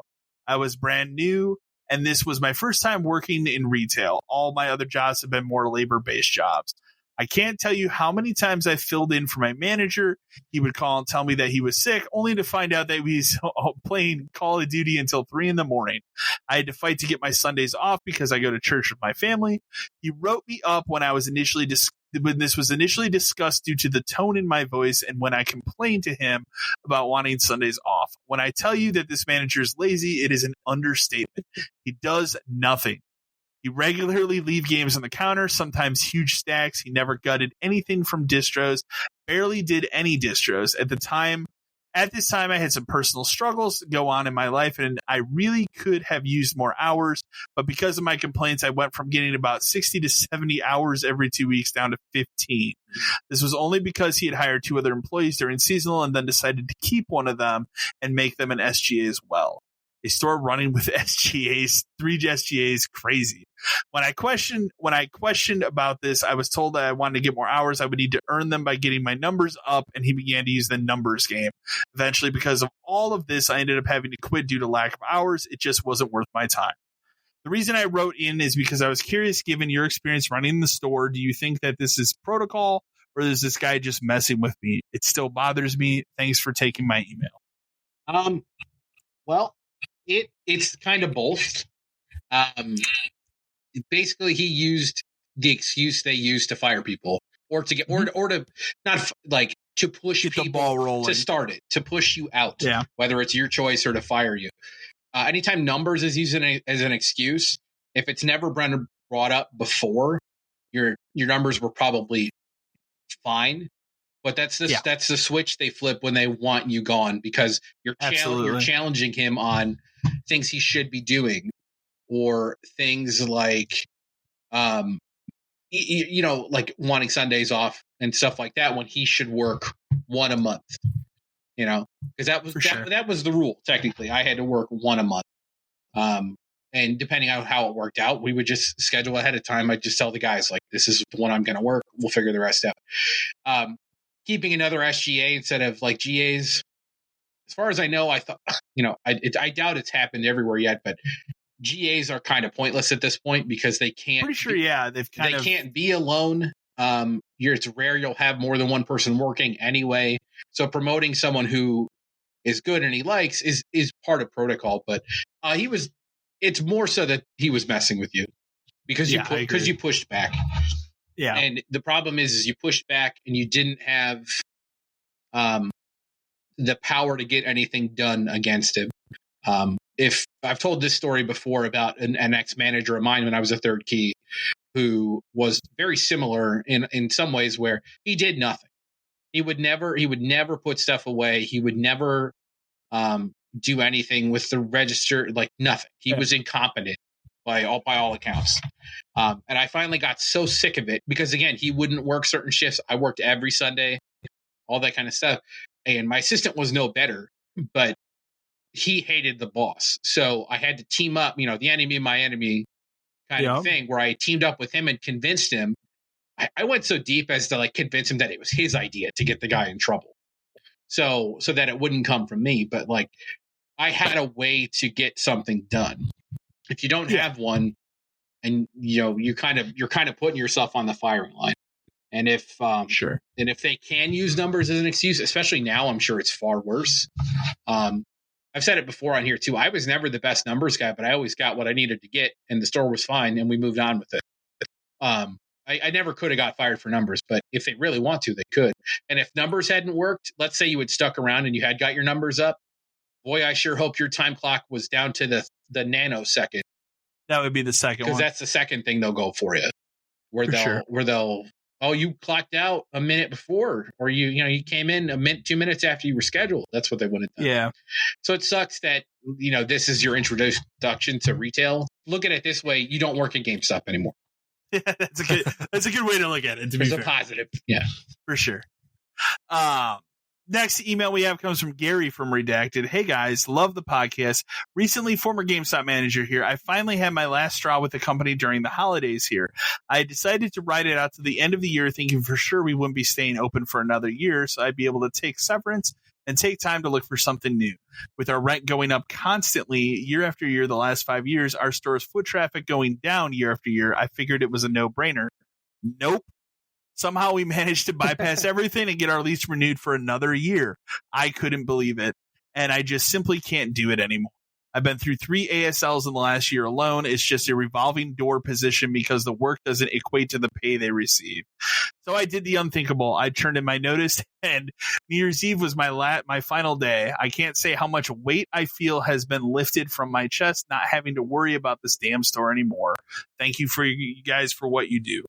Another success story. For sure. Another one. I mean, again, yeah, it's scary to do that, but you gotta at some point, and like the rent thing is funny because it is. They'll renew your rent.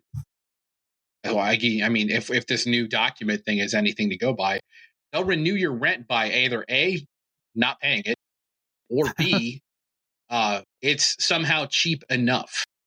Or maybe there's another store close enough. We ever get the number of what our rent was like by the end? It was way lower than you would have expected. It was super low. It was because our store we determined was always a pure profit store. I forget how much it was, but I want to say something in my head is telling me that it was like a third of what I thought the cost should have been. Yeah, and it was something so crazy low that it just made sense. And then you thought about it, it's like, okay, I guess those months that we have that are dead that aren't the holidays, I guess I get why we're still here then. Yeah, it was something so weirdly though, and like we've talked about it, but like we originally tried to re-up that thing for 3 more years. That thing still would have been. I mean, who knows? Because that mall center thing, it's gone. It's literally leveled now. It's gone. It's gone, and now it's buried under a foot of snow. But it's but our landlord was such a huge piece of shit that he wasn't having any of it. And you could blame me for that store not existing anymore because I wouldn't take that guy's shit. We pushed back pretty hard on it constantly. I had to argue with that guy weekly. Remember when we had the hole in the roof and then we were getting birds coming in and that was setting the alarm off at night. And it became a mess. And I'd have to tell the alarm company, did the door thing go off? No. Then it's a bird. Shut it off. Yeah, that's fine. And then we had to like prop the door open for the next day to get the bird to go out. Yeah. It was just a fucking nightmare. And it was every day. And then I'd get yelled at for not having ceiling panels. And then I'd tell them if I put a ceiling panel in there, it will be destroyed. It's going to get destroyed by water the next time it rains. We'll put one up anyway.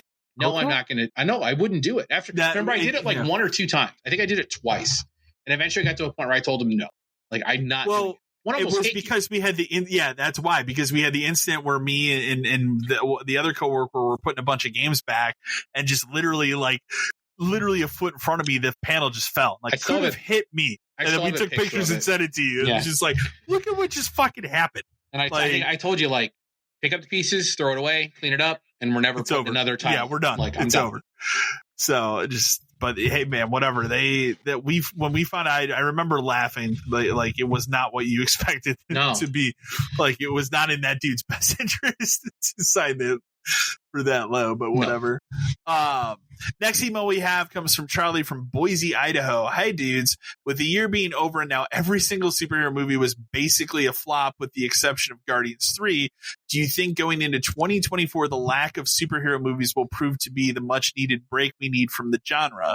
Do you think Marvel can ever get back to the days of Infinity War Endgame level of success? I mean, I don't think they're ever going to get back to that level. Never.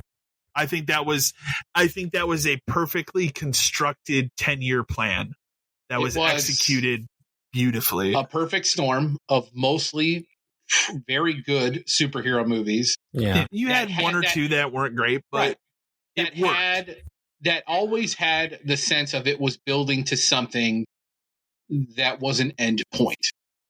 And it paid They had it planned out. They nailed it. Like, and that's the weirdest thing is like they actually nailed it.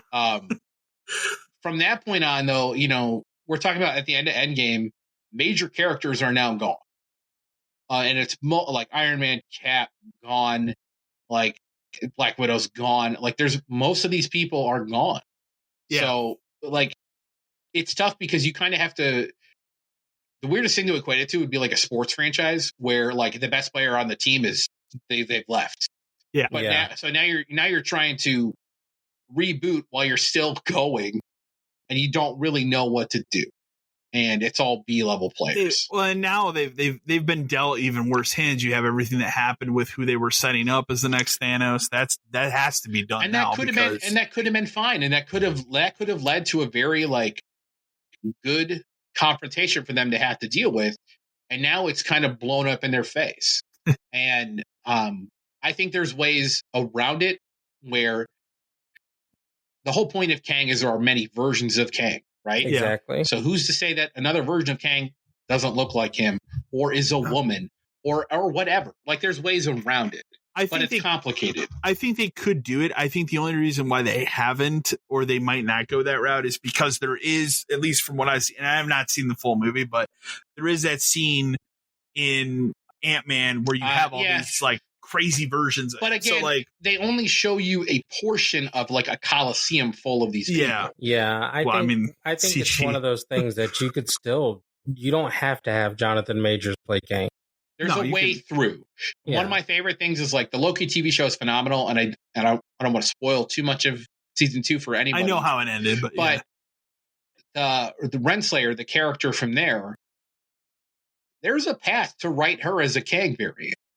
Like there is a way to do that, and that's good because it takes an established character from one of the good things you have going and continues it. I will say when they announced all this stuff, like I'm not excited for a lot of it. Like I'm a big Fantastic Four guy, so I don't know what that movie's going to be. Cautious about that, but I don't like. It's tough to say if that's going to be any good. My hope was that they would have gone younger so that they could continue it for longer, and they're not. That's already a strike. Like X-Men, it's cool that like we can kind of redo X-Men and stuff, but then you made Kelsey Grammer Beast. So I think that though, I still think that's going to tie more into Deadpool. Could be. And so I do think like, that they use Deadpool to reset a lot of stuff. Deadpool's going to be a weird thing where like they can erase stuff, change stuff, modify whatever they want, and make it as if they're smart, canon. That's what they do. And they could. The one thing I was super excited for coming up was Secret Wars. I thought could be cool because Secret Wars is about bringing together essentially different versions of all of these people from different places. So like you could get a female Captain America or there's a different also a way person. that's also a very easy way for them to bring back Tobey Maguire Spider-Man and Garfield Spider. Yeah, anybody. Exactly. So I don't know. The Spider Women from Madam Web coming out soon. Ugh, I don't. That's a step. Yeah, but that's Sony verse, and the Sony verse is the whole fucking own problem. The problem with the Sony verse is they're making superhero movies the way they were made 20 years ago. That way doesn't work in 2024. If they were smart about the Sony verse, they would just put Andrew Garfield in the Sony verse and make him Spider-Man. That's all they have to do. Spider-Man and be like, all this shit happened between the last time you saw him and No Way Home. I think people would accept it more. I am on record as saying Amazing Spider-Man 1 and 2 are not good. They're not good movies. And for a long time, I hated him because I thought he was the problem. He was not the problem. It's the writing. I loved him in No Way Home. He's great. Bring him back and use that to fix that. But the Marvel stuff, it's a mess because I get why they plan stuff out so far in advance. They shouldn't have told everybody. No. That's the problem. Planning Avengers 4, 5, and 6, that's the problem. 5 to 6 years away. And telling people that. And doing fun little things at the end of movies, like spoiler for end credits of Marvels, but Kamala meets Hawkeye. Kate Bishop Hawkeye. And the whole point of that is we get young Avengers. That's a good idea, which I would be excited for, because that could set up its own trilogy of Avengers movies. Because they're young, but do you think that would be credible and popular enough to support movies and not like a TV show? It's tough. I think you could get one movie and see what it does. Like Marvel's obviously failed. But it failed for multiple reasons. I don't think one of which is Kamala Khan. I don't think. No, that's not the reason. She's one of the best parts of that movie. Oh, for sure. And like getting Haley Steinfeld back as Kate Bishop Hawkeye, great. Most of the reviews had stated she was one of the good parts of that movie. Carries the movie. Yeah. Her family's in it, Carrie's movie. So there are ways for them to go, but I worry that it's too planned out and it's a mess. So I will say on the flip side of that, the DC stuff, because you got to bring that up too. I mean, the bigger problem there and the reason why their year was a colossal failure is because you already knew that none of this matters. A Flash movie coming out and doing a multiverse thing when they clearly said before it came out this would not impact what James Gunn is doing. And then to do something cheap and like pull George Clooney in at the end for nothing other than a aha kind of a thing, because he said he was never coming back anyway. Yeah. That was changed. I know. Yeah. That was not supposed to be him originally. But it shouldn't have been him anyway. No, I know. But the DC stuff, I mean, from everything I've read and heard, like Aquaman 2 is a whatever movie. And it's not like, if you're looking for closure for the DCU, it doesn't provide that, but it was never going to, because it was never planned to be an end. Well, it's an uphill battle, but I think Superman can do it. It's possible. The other problem is like, the only way the DC thing succeeds is if they cut themselves off from everything before it. Don't reference it. No cheeky nods. It really seems like that's the direction they're going now. For the most part, it seems like they're still like, well, maybe I'll recast. No, don't recast anyone. The only thing that has survived the purge confirmed is Peacemaker. Blue Beetle. That's the only thing. They could go back on that, though. But he said, you know what, though? But I honestly, like, Blue Beetle is not tied to the other stuff. It's a good movie. Other than the fact that he says Batman at one point. And it's actually good. Yeah, he's something that's good. I haven't watched it.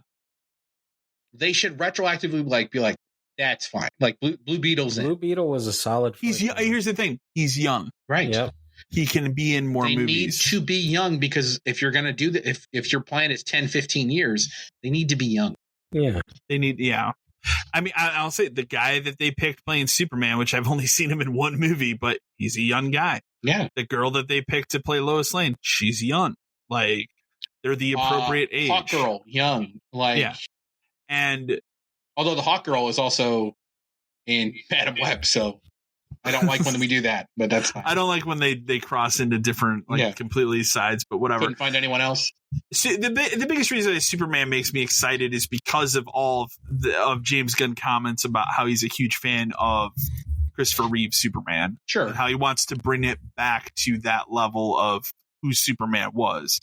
Because that's what that character should be. I trust him. It wasn't in what we got in the last decade. Not that, I mean, I love Henry Cavill and I thought he was a fantastic Superman, but it took a few movies for him to get to that level. Yeah. Because of how it was written. Yeah, the first one was rough just because odd choices. Well, hey, the tornado. No, Daddy. Maybe you shouldn't help those people. No, maybe you should let those kids die. I can do without any more Superman or Batman movies. You forgot an email up top. I forgot an email up top. What's the name? Grant from Redacted. It's an important one. Oh, it is an important one. Grant from Redacted. Howdy, gents. GameStop manager here. I'm fucking over this PlayStation Portal bullshit. Since it has come out, the device has been a goddamn nightmare at my store. I have people buying it that have no idea it's not the next PSP or Vita, only to try and return it several hours later. It's gotten so bad that my staff and I have actually put up a sign next to the display that explains it's a streaming-only device, because the sticker on the box is barely enough to get anyone to notice. I guess it's true no one reads into anything anymore. Thanks for taking my rant. I'm not surprised. That's what we predicted. It's exactly. I knew it. It's not a Vita. No, it's not. Like, I love putting up a sign because you would hope that would help. It doesn't. No. It doesn't stop anyone from anything. Bryant from Redacted. Hi, guys. I officially put in a new job application for another business, and hopefully I get the job. I am so fucking done with being an ASL at GameStop. I'm there practically every day from open to close. I've had customers actively threaten me multiple times. I've had to deal with a dude coming in there and jerking himself off inside my store. And yet my boss mentions to me that my metrics are low, that we need to get those metrics up. Jeez. They don't come up, then we have to take corrective measures. Honestly, I'd love for them just to fire me at this point, but at least I'd like to have something as a backup for when they do. I stopped giving a fuck a long time ago as I've watched the inefficiency of this company continue to grow. I work inside a mall store that's in what we can consider a luxury mall. No one I speak to is going to buy a Pro card because these customers know that the new Pro card is bullshit. No customer coming in is going to buy a warranty because I can't even tell them with a straight face if the system fails, they aren't going to get a brand spanking new system like it used to be forever. I just don't give a fuck anymore about this place. Burnout is real, man. Thanks for reading my rant. I mean, it's time to get out. Burnout at GameStop is a hell of it's a real thing. Yeah. It happens to everybody. Holidays are the worst. They're the worst. Yeah, like, I mean, there were days where I would come home after work and I would go to my wife and be like, I can't do this. Like, I feel like I'm losing my mind. I'll tell you right now, if I was in the store and some dude came in and started jerking off, that would be my break. I'd be like, my keys are on the counter. That's enough for me. Have a good one. Yeah, I'm done for the day. The only incident I had that would come close to that was the weird homeless guy that came in that was really sweaty. Like, he clearly was on drugs. He came in on him. It was a morning I opened. He came in, walked a circle around the store, came up to me, asked me where the China buffet was, said it was too hot out, and then left and walked down there. The China buffet is in fucking plain sight. If you walked into our store, you can't not. And then he went down to the trampoline place, because then I had two young girls from that work there came up and asked me, like, hey, this homeless man's being kind of harassive, and that's why I had to call non-emergency. Yeah. Because I was like, all right, this is kind of weird. And they came and picked that guy up, so. Yeah. I mean, that was a weird one, but he wasn't threatening or anything. It was just weird. I've he was clearly on drugs. I've had other stores. It never happened to me, but I've had other stores where like kids have gone to the bathroom in the store, like in the corner and stuff. That happens. I've had to clean up puke a couple times. I don't typically get mad about that kind of stuff, but it's an accident. More or anything, you feel bad for the parent because they feel terrible. You're not throwing up on purpose, for the most part. But I'm like, that would be a breaking point for me too. Just be like, know what, I can't. But you're putting in applications, Bryant. That's good. If this one fails, do not let that stop you. Keep going. Like, for sure, you have to just put them out there, because you never know what you're going to get back. And realistically, 95% of the places that get back to you are better. And jeez, man, like that's a rough one. It's time to get out of there. Yeah, it's time especially that one. That would be my breaking I like point. that they went into the store in a luxury mall to jerk. I'd like to know more about the luxury mall. He is right though. Like in places that are higher income, I tend to. You would think it would be counterintuitive. They tend to not buy the cards. No, because there were days where I would cover a store in. Because those people don't need to save money, right? Yeah, well, that's the real reason they don't. There were, especially if they're like they come in once every so often, they won't ever see a value of saving money. I would cover shifts at a store that was in a definitely a higher income area. It was like pulling teeth at that one, whereas our store was in a rundown fucking building. We would sell cards. Very rundown. Andy from Redacted. Hey guys, wanted to share this dumbass story with you. I just had a customer call and complain that not only did he place his Bops order less than an hour ago and it wasn't ready, he's already contacted customer service and complained to them as well. Goddamn. I told him to wait for the confirmation email, and honestly, fuck this guy. I didn't confirm the order until we closed. What an arrogant prick. I'm not sure if you guys had Bops system when you all worked at GameStop, but if you did, do you have any good stories on that? Love the podcast. I know of one. We didn't have Bops. We had Hops. Well, Hops, yeah. Hops was Holt. I think they probably changed the name now, right? No, well, Bops is you can buy it online and then you just run in to get it. Oh, okay. Like that's what it was. I do at Best Buy and stuff now. Yeah. Like I just buy it ahead of time. Okay. We had just hold online pickup in store where people would send in a request and then you would just be like, yeah, I have it, or yeah, I don't. I've told it before, but there's a good one where we had a copy of Horizon Collector's Edition that I actually had reserved. And I just hadn't picked it up yet. It was just sitting in the back. And some guy sent in a hold request for it. And I would always answer those things immediately because they're fucking annoying. Like the thing would pop up all the time, a little jumping thing, get rid of it. Saw what it was for, declined it immediately, left it. Guy comes in, it was like an hour and a half later probably because he was coming from somewhere. Yeah, I did a hold online for this. Okay, well, I denied that like immediately. Check your email. But I did a hold for it. Yeah, it was denied. Well, do you have it? It's on hold for someone. And then I made the mistake of saying it's on hold for me because I reserved it. And that was enough to set this guy off. I remember that. So he called and complained to another store, and the other store ended up giving him a gift card for his troubles. There's no troubles. This guy assumed something. Yeah. He didn't take 2 seconds to check his immediate email response. All he would have had to do is look at his phone. Right. Or email, what he whatever. chose to do instead was drive here and just assume it was here. No. That's not how this works. That would happen. Stuff would happen all the time where like they would request stuff where it wasn't supposed to happen, but you wouldn't have it. For sure. And you would say no, and they would come in and be like, I said no. That would happen all the time. To complain within an hour to corporate is insane to me. Insane. That's a level of entitlement I can't even comprehend. That's a Karen level, yeah. Yeah. Like, you don't need to shop at a GameStop if that's your everyday life. Yeah, for sure. So that's insane. Kelly from Redacted. Hey guys, this has been literally the worst holiday season I've ever worked in retail, but especially at GameStop. I don't know if it's just post-pandemic now, so people are more rude, but holy fucking shit. The amount of garbage I've dealt with this holiday season really puts it into perspective. I've been threatened, had products stolen from, had a customer call corporate in store in front of me after being told we don't have X game and no GameStop does, because it is sold out. Customers screaming at me because their shitty game collection they perceive as high value is really just a stack of old sports games no one wants, and so on. But perhaps the worst this season is the customer I had in my store for over an hour screaming and arguing with me back and forth about how somehow it's my fault that Sony no longer is making their huge titles for PS4.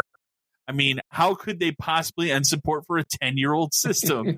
This customer was loud, abrasive, and several times I came close to calling the cops because it was getting downright scary.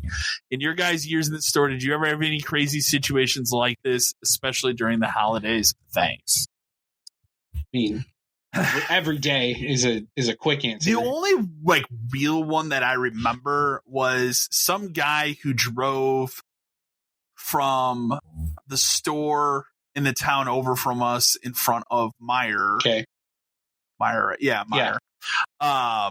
Because he was told by the manager there that we had, they were out of a game. They were out of two games that he wanted to do. What was the thing Buy called? Two, get one free. No. The game protection. He had two games that were broken, and they didn't have copies of these games. Okay, whatever. So he drives. And again, not the other store's fault, because I guarantee you they didn't look into the situation all the way. Guy drives out to our store. Brings, gets the games, whatever. I think we had pulled them aside, hands me the two games with his stickers on them, and they were over a year out of date. And I had to tell the guy, this isn't valid anymore. Scream and cry, call me every fucking name you can think of. And then, to the point of we finally had to tell the guy he needed to leave. And about a half hour later, the guy calls the store fucking crying to apologize to me. And I'm just like, I don't care, man. It's the point I don't care at this point. Just go leave. That's the one that I vividly remember. The smallest things can set people off, and it's ridiculous. Yeah, for sure. The shitty game collection stuff always drove me nuts, because that always goes back to the online meme of there's a stack of games on a counter and GameStop will give you $3 for this. Yeah. Yeah, because you don't understand how fucking business works. That's a good one. It's not our fault you're an idiot, because you don't comprehend how anything makes money. What do you do for a living? How does that make money? It's the same fucking thing. It's exactly. I can think of, we had our specific customers we didn't like. There's the porno disc situation. That kid, which was kid in that family specifically. I always used to say if they got hit by a bus, I'd be sad for the bus. Yeah, those people were fucking terrible. Then we had liars, constantly getting in our face, constantly we had one guy who was such a huge pain in the ass. We had to get him banned, and that was after it took months, because he had our DM on fucking speed dial. He would threaten every time he would try to con us or scam us or whatever he's doing. He'd whip out his flip phone, wearing his Bud Light hat, after his mom dropped him off, even though he's in his 40s, and threaten us with why his Coca-Cola coupon he wrote down from the internet, we wouldn't take it. Yeah. He would, I guess I'll just call, and he would say our manager's name by name. Do it. And all it took was a little GameStop junior detective work to find out that this dude was a massive scammer, scamming everything. If he didn't brag about his crimes online, it wouldn't have been a problem for him. Mm-hmm. But he would threaten to call our DM by name, and one time I told him to do it. I think we did. It was the basketball one where we tried to trade in 4 copies of the same game because he scammed Amazon for him. And we traded him in for X amount of dollars more. And we told him one of each. Well, that's not the rule. Yeah, it is. And then finally our boss got It took forever, but finally we got him like, you are not allowed. You're not welcome here anymore. Yeah. Or you'd have situations where you'd have what you call like the I would refer to it as the unwanted regular, where you'd have, you know, a regular customer that you didn't personally like want to speak to, but they would show up anyways. And by that you can think of I can name a couple that you'd have three options. Three options. The Transformers guy. The Transformers guy is my personal favorite, but we've told that story. One you never had to deal with, the one we had at Game Crazy that we called Goofy, because in the Hollywood video side, in the vestibule, there were big picture paintings of Mickey Mouse on one side and Goofy on the other. Okay. And whenever he walked past the Goofy one once, my manager said something about it and it just stuck. And we just called him fucking Goof like forever. He was a nightmare. He lied about everything, thought he was great. Here's one where I almost had to get the police involved. This was very close. This is a Game Crazy story from a long time ago when I was running that place. This would have been 2005. Somebody had sold a kid, probably 11 or 12, a used DS, like probably a day or two before, right? Nothing wrong. Transaction completed. On your merry way. Have a good one. The next, like, it was a closing shift. I was at home. One of my guys was working. I get a phone call. Well, this guy's saying it was like his older brother came in because they wanted to return it. We didn't have returns on that. GameStop did. We did not. Bought a used system. Enjoy it. It's yours. Tried to tell us it was illegal. Decision. Tried to tell us it was illegal to sell a child a used console. Yeah. And I talked to the guy on the phone. I said, I don't know where you're getting that from, but that is not the case. That's not. And he started to make threats to my employee, including one of which was that he was threatening to come back and blow up the store. Oh no! He was, the kind of person. Yeah, I don't want to say anything about that, but so at that point, I told my guy, I said, look. Yeah, I could tell he was upset. Like, he was like shaking. I said, here's the deal. Just do the fucking return. Does the DS work? Yeah. Is it in good shape? Yeah. Just do it. I'm not going to care. No one's going to say a word to me because no one says a word to me about it. Yeah.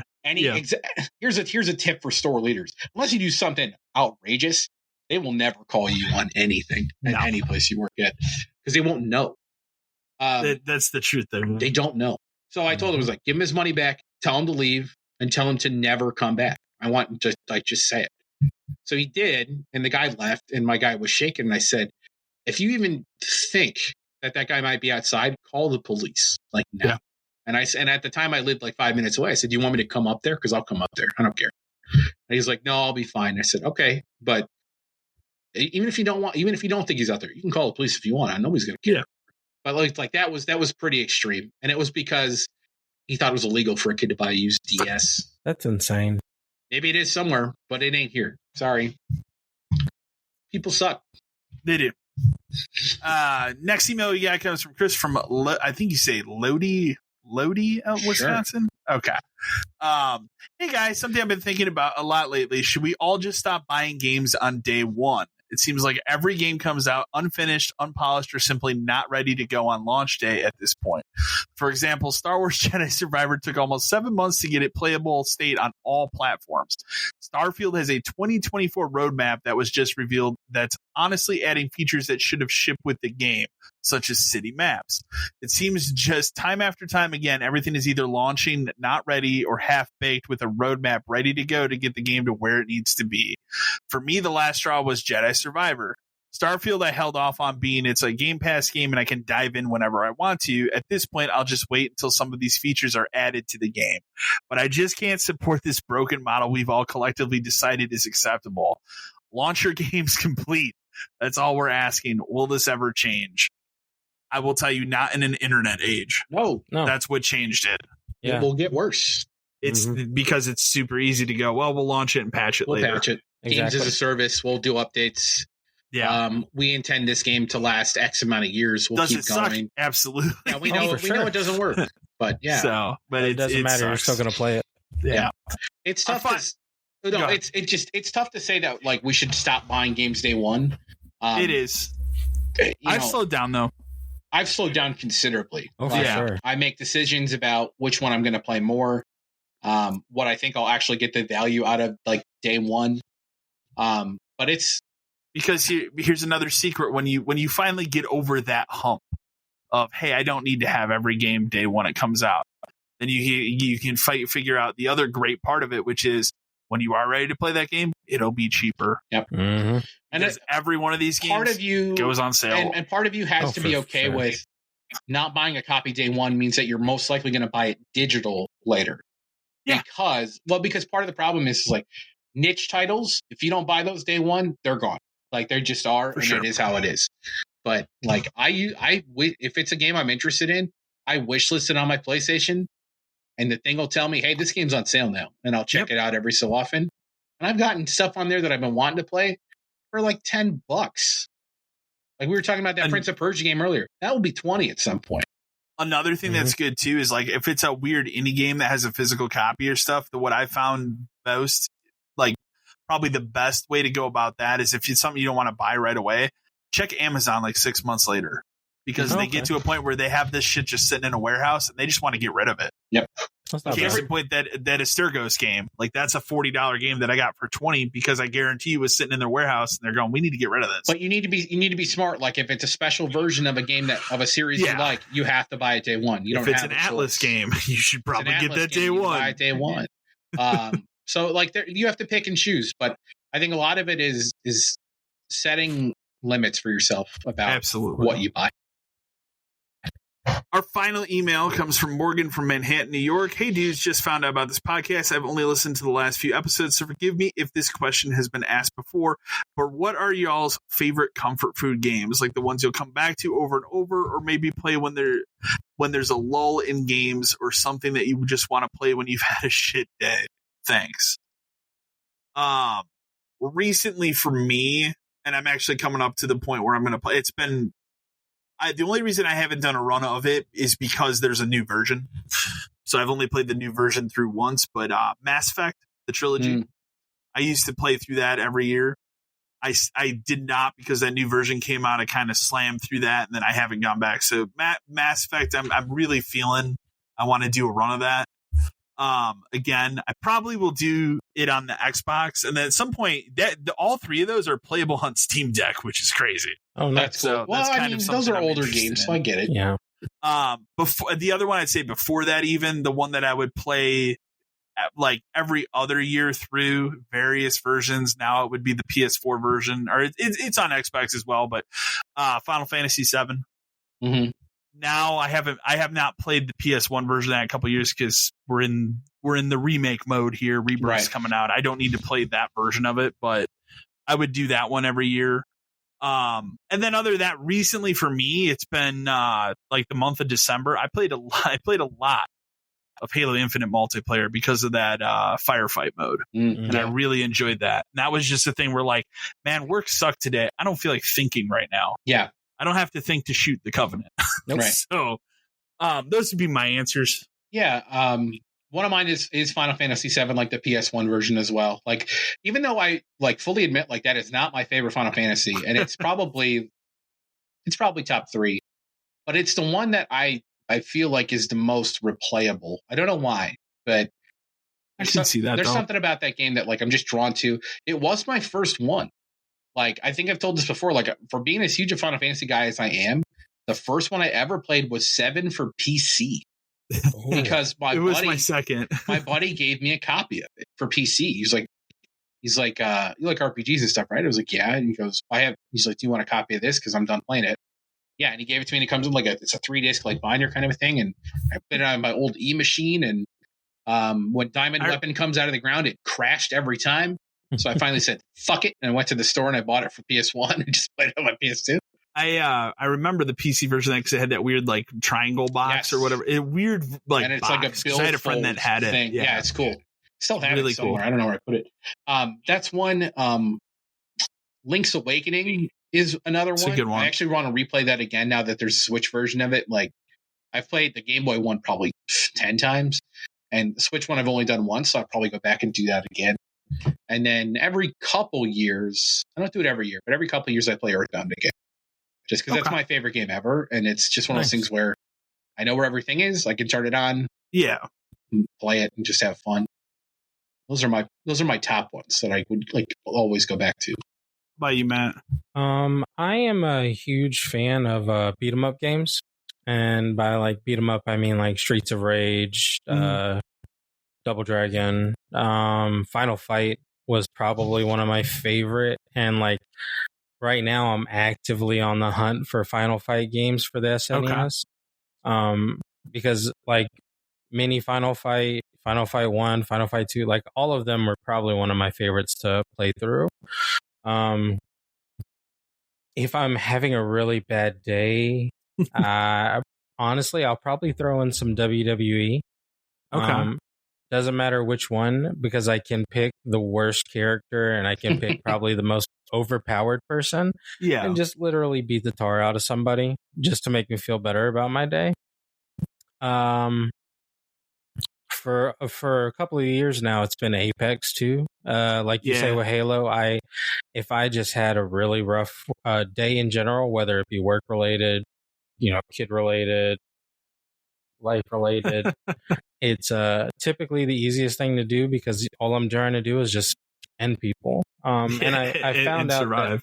I found out that I play better on my PC than I do on my PS4 because my field of vision for my PS4 is way bigger because of the TV I utilize. Sure. So I've actually been switching over more to try to play on my PC because I can see be do you do keyboard and mouse on PC, or you stick controller? No. God, I am horrible at keyboard.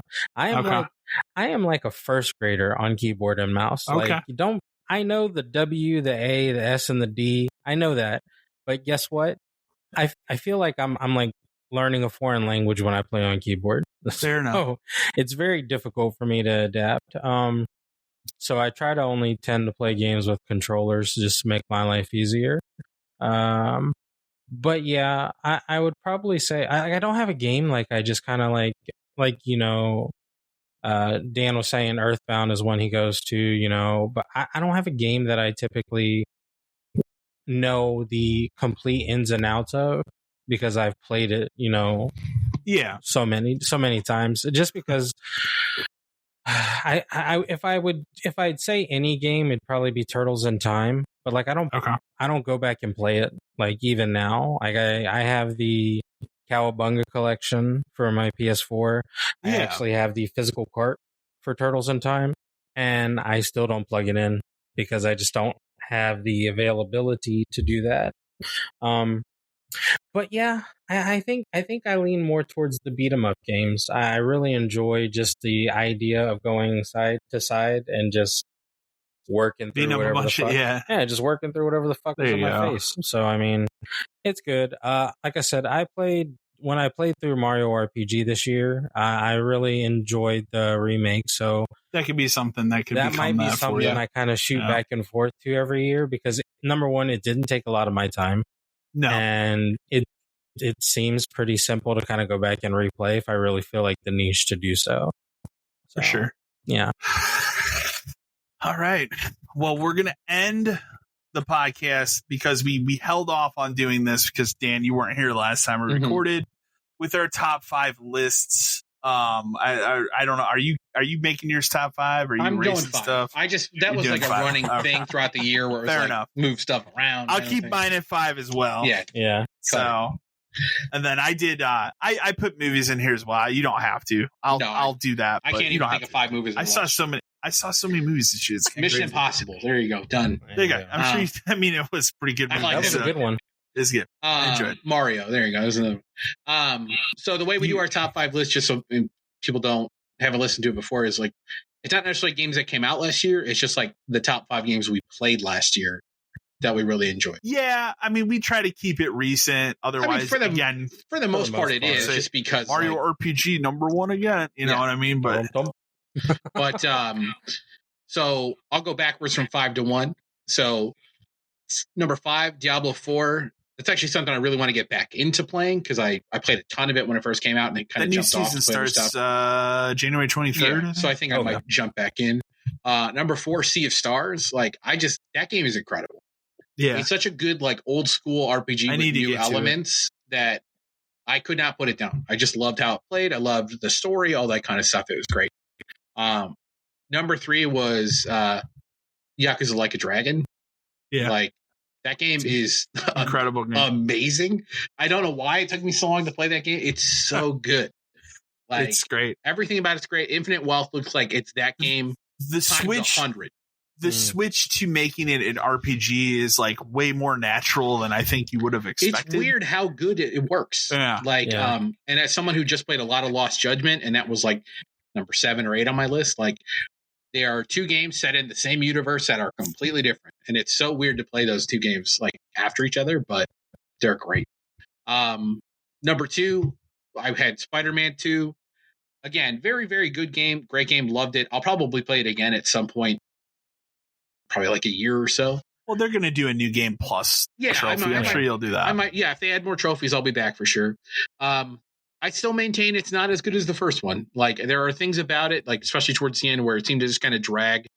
Yeah, and it wasn't as I didn't get the same. Was better in the first one. Yeah, I didn't get the same highs I got from the first one. Yeah, as I did from the second one. Like, the .ox stuff in the first one was really well done. Although the Harry stuff in this is great. It just takes a weird turn, and it doesn't seem to wrap up the way it should. For sure. And then number 1 was Final Fantasy 16. Like, I know that's kind of like a homer pick, but it's really good. It's much better than I think I expected it to be, considering it's just me playing as Clive, and it's not super open even world. Though this will be your Final Fantasy. Yeah, like it's that's a little bizarre. The DLC's coming. I'm excited to play all of that. I'm waiting until the other thing comes out to even start that stuff. That game was just so much better than I thought it would have been. And as someone who replayed 15 and liked it, I like this more than 15 and others. It's not, maybe it has a chance to crack top 5 of like all my Final Fantasy games, but it was really good. Probably my favorite game I played. I'll go next. I always do top 10 on the YouTube channel. That'll be coming out soon. And it might even be rearranged just a little bit from this. We'll see. But number 5 for me, also Diablo 4. Diablo 4 is great. It was exactly what I wanted it to be. Mm-hmm. I do want to get back to it as well, because I feel like I didn't spend as much time with it as I did like 3 when it came out. But I do want to get back to it. A lot of stuff came out this year. More. So, number 4 for me was RoboCop Rogue City, which, like, they, for better or worse, they made the perfect RoboCop 3, since RoboCop 3 as a movie is complete garbage. They got Peter Weller back. They made it when you play through the game, it is RoboCop 3, and it all makes sense. It's a very well made game. It runs great on console. Just highly unexpected, but again, it's a true love letter to RoboCop. But if you're not a fan of RoboCop, I can't imagine you enjoying or having a good time with it. So I love RoboCop, so I just had a blast with that game. Number 3 is Zelda Tears of the Kingdom for me. I did not finish Tears of the Kingdom. At this point, I'm waiting to see if the rumors are true on Switch 2. It'll play better, and I'll go back to it then. But the time I did spend with it, it is incredible how much they packed into that game on a console that at this point is 7 years old, and that it did not all fall apart is an achievement in its own. The fact that there's an entire crazy underground environment to that game that was unexpected. Nobody even knew about it, and it came out as a big surprise. There's so much packed into it that I did not expect, and I do look forward to going back to it. But I also think at this point, we need to do something else with Zelda now and not make another huge Breath of the Wild type Zelda. We need to do something maybe a little scaled back. 2D. Number 2 was actually my game of the year for the longest time until something knocked it off. But number 2 for me is Starfield, another game that I will get back to. I put about 70 hours into it, nowhere near being done with it. At this point, I just have to go do like the end quest, which I didn't do because I kind of spoiled how New Game Plus works for that game. It is the next Bethesda RPG. I think it turned out really well. Is it a little rough around the edges? Is it missing some features that are obviously coming? Yes. And that's the main reason why I'm not going back to it yet. Mm-hmm. Makes sense. But it's a massive game. It's incredibly fun to play. And it for me, it really did feel like this huge expansive universe that you can go and explore. So are there aspects of it that could have been better? I mean, could the ship controls and the way that works be more like No Man's Sky? Sure, but this is the direction that Bethesda took it. And then finally, my number one favorite game of the year, and I go back and forth if I think it's better than Control or not, which is hard, is Alan Wake 2. It came out of nowhere that I would be this much in love with this game. I went into it like, yeah, I was a fan of the original Alan Wake, but I wasn't a diehard fan. Like, it's an okay game too. Like, these people made a modern interpretation of Twin Peaks, which I love. And it's a fucking wacky, crazy game that if I sat here and explained even the first like chapter of that game and what they're trying to do in story, you just scratch your head and go, what the fuck are you talking about? Like, that's what that game is. But it all works so well.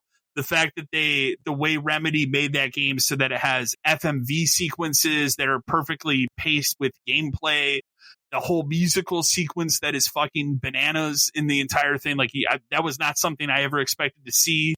That somehow tops the musical sequence from Control, which was already an excellent sequence.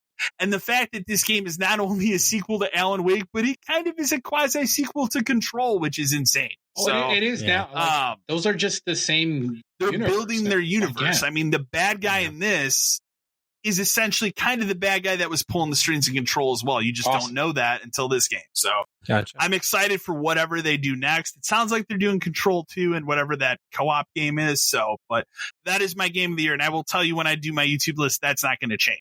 So that will be my game of the year. And then real quickly, I'll just run it down and then I'll give it to you, Matt.